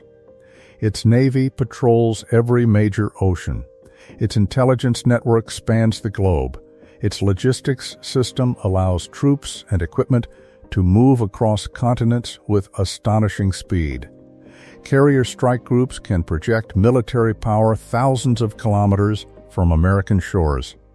Stealth bombers can reach targets on the opposite side of the planet. Satellites monitor battlefields continuously. Precision-guided weapons have transformed modern warfare.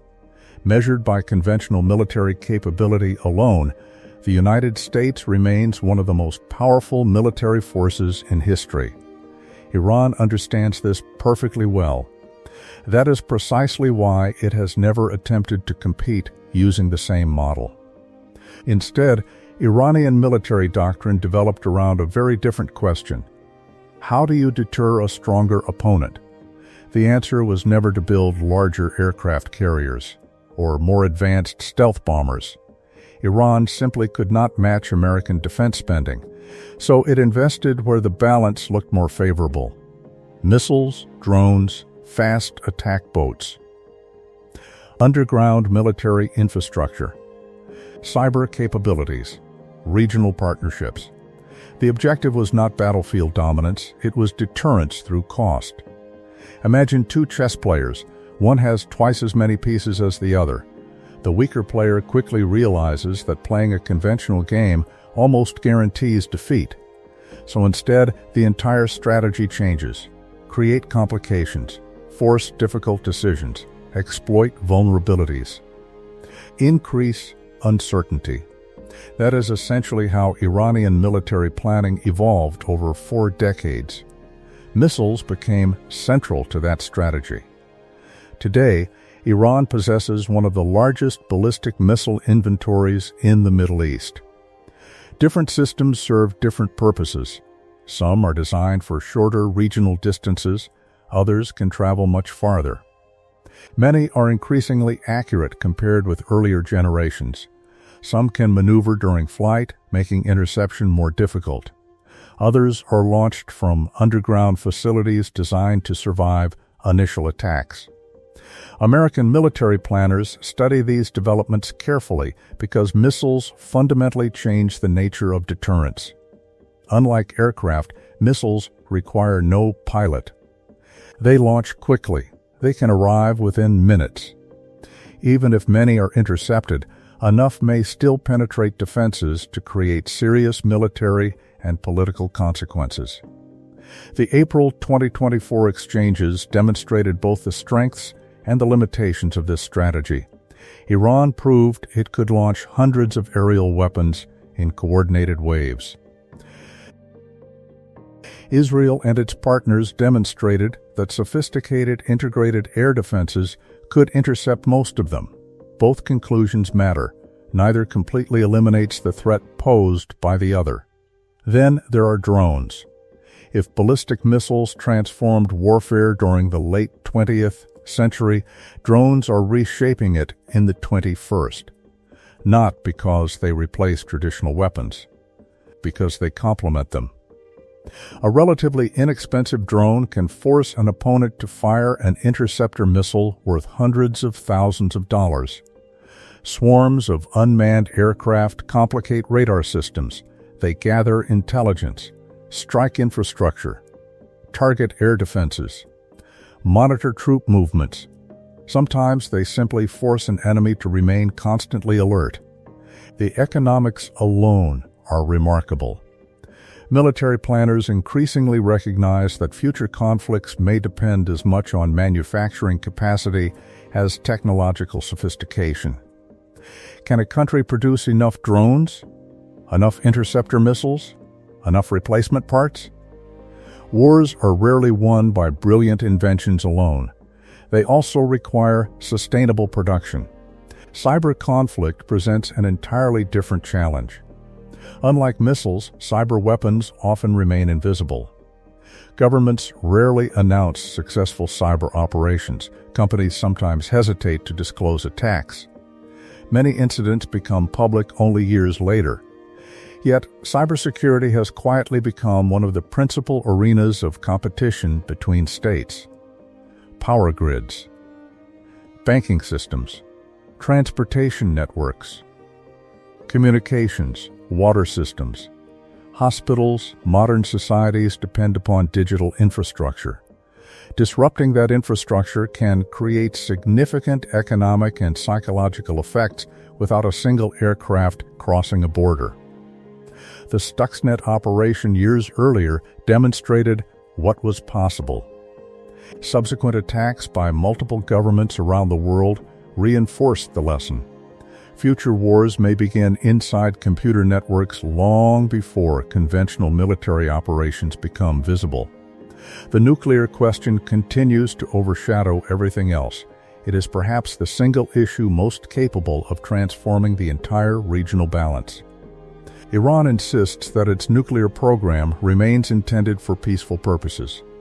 Western governments and international inspectors have raised concerns about uranium enrichment levels, stockpiles, and the reduced scope of international monitoring in recent years. The central fear has remained remarkably consistent for decades, not necessarily that Iran has already decided to build a nuclear weapon, but that it could eventually move much closer to possessing that capability if political leaders chose to do so. That distinction may sound technical. It is strategically enormous. Possessing the knowledge and materials to assemble a weapon relatively quickly changes how other governments calculate risk. It also influences diplomacy, sanctions, military planning, intelligence operations. Everything becomes connected to the nuclear question. Israel has repeatedly indicated that it will not accept a nuclear-armed Iran. American administrations, despite differing approaches, have also consistently opposed that outcome. Consequently, the nuclear issue remains one of the greatest potential triggers for future confrontation, yet economics pulls in the opposite direction.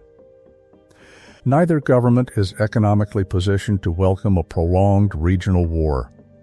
Iran continues facing significant structural economic challenges. Sanctions limit investment. Inflation pressures households. Young people seek employment opportunities. Infrastructure requires modernization. Extended conflict would almost certainly intensify these problems. The United States faces different constraints. Although its economy is vastly larger, prolonged military operations carry enormous financial costs. The wars in Afghanistan and Iraq demonstrated how expensive modern interventions become over time. American voters increasingly question long-term military commitments overseas. Defense budgets compete with domestic priorities. Infrastructure, healthcare, education, technology, every dollar spent on war becomes unavailable elsewhere. Economics, therefore, encourages caution on both sides. Public opinion matters just as much. Governments may appear powerful, but they do not operate independently of society.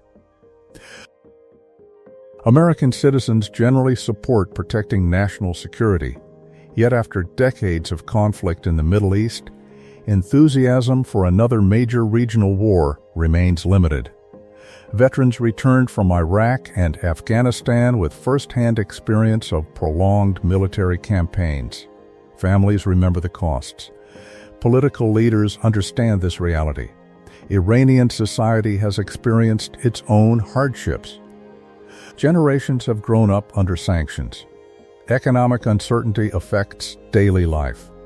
Young Iranians often express aspirations focused on education, careers, technology, entrepreneurship, and greater international engagement.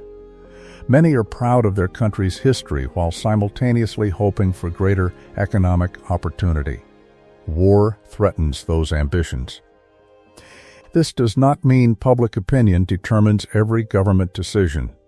National security crises can rapidly reshape political attitudes, but leaders ignore public sentiment at their own risk. Another often overlooked factor is leadership itself. History frequently attributes enormous events to structural forces. Geography, economics, military power, those matter immensely. Yet individual decision-makers still play critical roles. During moments of crisis, a handful of people may possess authority over choices affecting millions. Should missiles be launched? Should retaliation occur immediately? Should negotiations continue? Should military commanders receive broader authority? These are profoundly human decisions. Personality matters. Experience matters. Risk tolerance matters. One leader may favor patience. Another may prioritize decisive action. Different administrations in Washington have demonstrated different approaches toward Iran. Iranian leadership has likewise evolved over time while maintaining certain long-term strategic principles. Changes in leadership therefore create both uncertainty and opportunity. A new administration might reopen diplomatic channels or adopt a more confrontational posture. No one can predict with certainty. Technology is also changing faster than diplomacy. Artificial intelligence increasingly assists military planning. Commercial satellites provide detailed imagery once available only to major intelligence agencies. Private companies launch communication networks into space. Autonomous systems continue advancing. The speed of decision-making accelerates. This creates new dangers. During previous generations, governments sometimes had hours or even days to assess unfolding crises. Future confrontations may compress those timelines dramatically. Algorithms identify launches, air defenses respond automatically. Political leaders receive information almost instantly. The opportunity for careful reflection becomes smaller. The opportunity for accidental escalation grows. So, could another war still happen? Yes, the possibility remains real. Too many unresolved disputes continue to exist.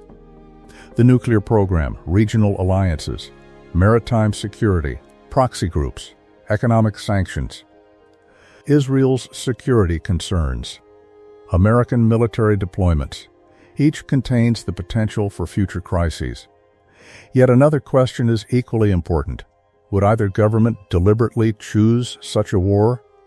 Here the answer becomes more complicated. Both Washington and Tehran continue investing heavily in military preparedness. Exercises continue. Weapons improve. Intelligence gathering expands. Deterrence remains central. Preparing for war has become part of trying to prevent it. This apparent contradiction sits at the heart of modern international politics. Governments prepare because they hope never to fight. They build stronger defenses because they believe weakness invites aggression. They conduct military exercises to communicate capability. They deploy forces to reassure allies. They strengthen alliances to discourage adversaries. The logic is internally consistent, yet it carries an unavoidable paradox. The very preparations intended to prevent conflict may appear threatening to someone else. That someone responds with preparations of their own. The cycle repeats. Over time, everyone becomes better armed. Everyone becomes more suspicious. Everyone insists they are acting defensively. History has witnessed this pattern before. The challenge is not merely avoiding intentional war, it is avoiding accidental war. A radar misreading, a cyber attack incorrectly attributed, a drone malfunction, a local commander exceeding orders, a missile landing where it was never intended to land. History contains countless examples of crises that expanded because events moved faster than diplomacy. Which brings us to perhaps the most important realization of all. The greatest danger today is not necessarily that American or Iranian leaders wake up one morning determined to start a regional war. It is that both continue managing an increasingly crowded and technologically sophisticated battlefield where mistakes, misunderstandings, and miscalculations become harder to control. For more than 4 decades, they have repeatedly stepped back from the edge. The unanswered question is whether that pattern can continue indefinitely, or whether one future crisis will finally arrive too quickly, involve too many actors, or produce too much domestic pressure for either side to stop in time. That uncertainty is what continues to make the ceasefire so fragile. And it is also what makes its story far from over. If you search for the beginning of the conflict between the United States and Iran, you can choose almost any date, and someone will tell you that you started too late. Begin in 1979, and others will point to 1953. Begin in 1953, and someone else will remind you of the struggle over Iran's oil decades earlier. Start with the nuclear program, and another person will tell you the real story is about the balance of power in the Middle East. Begin with Hamas, Hezbollah, sanctions, missiles, or drones, and someone will argue that each is merely a symptom of something much older. That is the nature of long conflicts. There is rarely one beginning. And because there is no single beginning, there is rarely one ending. Throughout this documentary, one pattern has appeared again and again. Every crisis seemed capable of becoming the final one. The hostage crisis, the tanker war, the Beirut bombings, the nuclear dispute, the invasion of Iraq, the assassination of General Qasem Soleimani, the Gaza War, the missile exchanges between Israel and Iran. Each time, headlines suggested that the Middle East had finally reached the point of no return. Each time, the region moved frighteningly close to catastrophe. And each time, somehow, leaders stepped back. Not because trust had returned, not because old grievances had been resolved, but because the price of continuing appeared even higher. That may be the greatest paradox of this entire story. The United States and Iran have spent more than 4 decades preparing for a war that neither side seems eager to fight. Military doctrines have evolved around each other, missile systems have been designed with each other in mind, cyber capabilities have expanded, regional alliances have grown.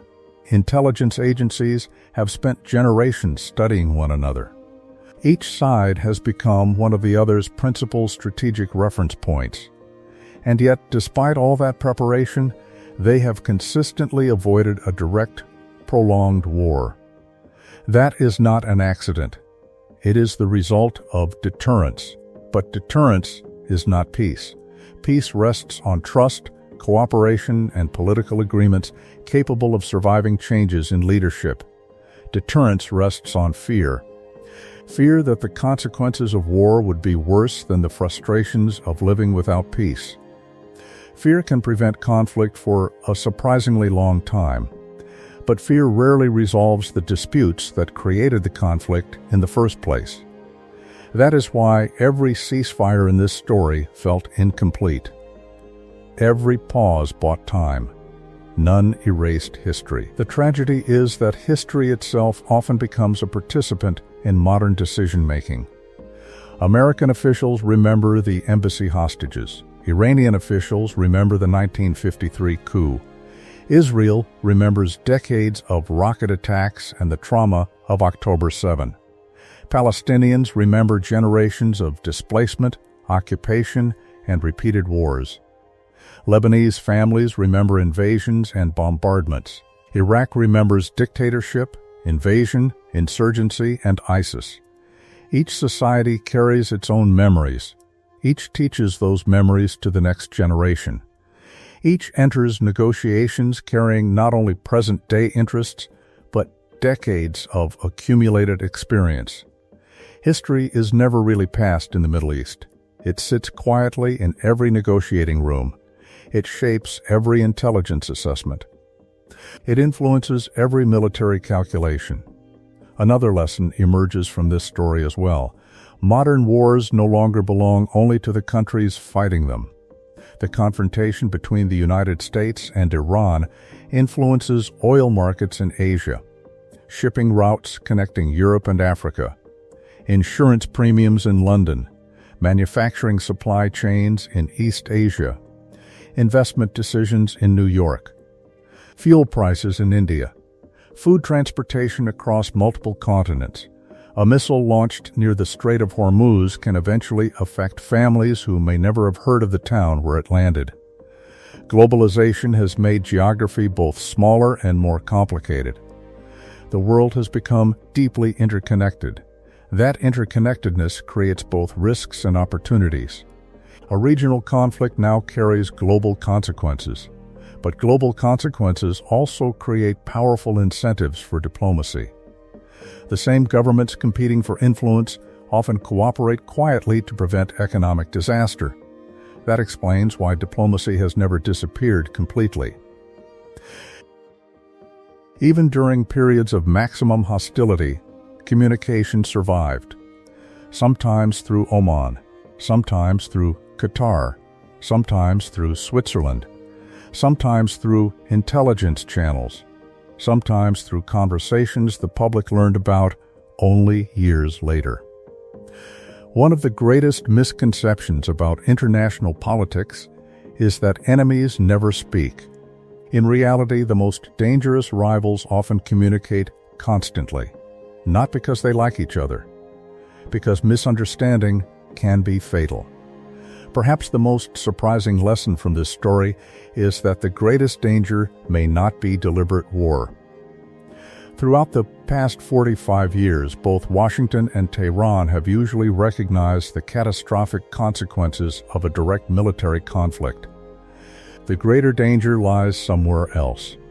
In accidents, miscalculations, technology moving faster than diplomacy, a drone that flies off course, a missile interpreted incorrectly, an intelligence report that proves incomplete, a local commander acting independently, a cyber attack whose source cannot immediately be identified. History is filled with wars that no one originally intended to become as large as they did. The First World War remains one of history's clearest examples. Leaders sought limited objectives. Events quickly escaped their control. The Middle East network of alliances, armed groups, and overlapping rivalries means that a future crisis could spread in similarly unpredictable ways. That possibility explains why military planners continue preparing for scenarios they hope never occur. It also explains why diplomats continue pursuing negotiations even after previous agreements have collapsed. Neither approach alone has solved the problem. Both continue because neither side believes it can afford to abandon them entirely. There is another irony worth considering. Many of the younger people living in Iran today were born long after the revolution. Many young Americans have no personal memory of the hostage crisis. An entire generation across the region has grown up knowing only sanctions, military deployments, proxy conflicts, and recurring headlines warning of another possible war. For them, instability has become normal. That may be one of the conflict's most enduring legacies, not simply the wars that occurred, but the expectation that another one might always be just over the horizon. Yet history also teaches something more hopeful. Relationships between countries are not permanent. The United States and Japan fought one of the most destructive wars in history before becoming close allies. The United States and Vietnam transformed a devastating conflict into a growing partnership. France and Germany spent centuries fighting each other before helping build the foundations of modern European cooperation. History does not guarantee reconciliation, but it proves that long rivalries can eventually change. Whether the relationship between the United States and Iran will one day follow a similar path remains impossible to predict. Too many unresolved questions remain. The future of Iran's nuclear program, the security of Israel, the future of Gaza, regional proxy networks, economic sanctions, leadership changes, domestic politics, great power competition. Every one of these issues could shape the next chapter. But perhaps the most important lesson is also the simplest. The headlines announcing that a ceasefire has been reached rarely tell the whole story. A ceasefire is not the same as peace. Sometimes it is the first step toward peace. Sometimes it is merely an opportunity to reload, reorganize, and prepare for the next round. Whether it becomes one or the other depends on what happens after the cameras leave. The story of the United States and Iran is, in many ways, the story of two nations trapped by history, geography, ideology, and mutual distrust, yet repeatedly restrained by the knowledge that a full-scale war could leave both sides worse off than before. For more than 4 decades, that uneasy balance has held. It has bent, it has cracked, it has come dangerously close to breaking. But it has endured. The question that remains is the same one diplomats, generals, intelligence officers, economists, and millions of ordinary people continue asking today. Will the next crisis finally break that balance? Or will another last-minute compromise, another secret message carried through back channels, another carefully measured act of restraint once again pull the region back from the edge? No one knows. And that uncertainty is exactly why this conflict, despite revolutions, wars, ceasefires, sanctions, negotiations, and generations of political change, remains one of the most consequential and unfinished stories of our time. Because sometimes the most dangerous wars are not the ones that begin. They are the ones that never truly end.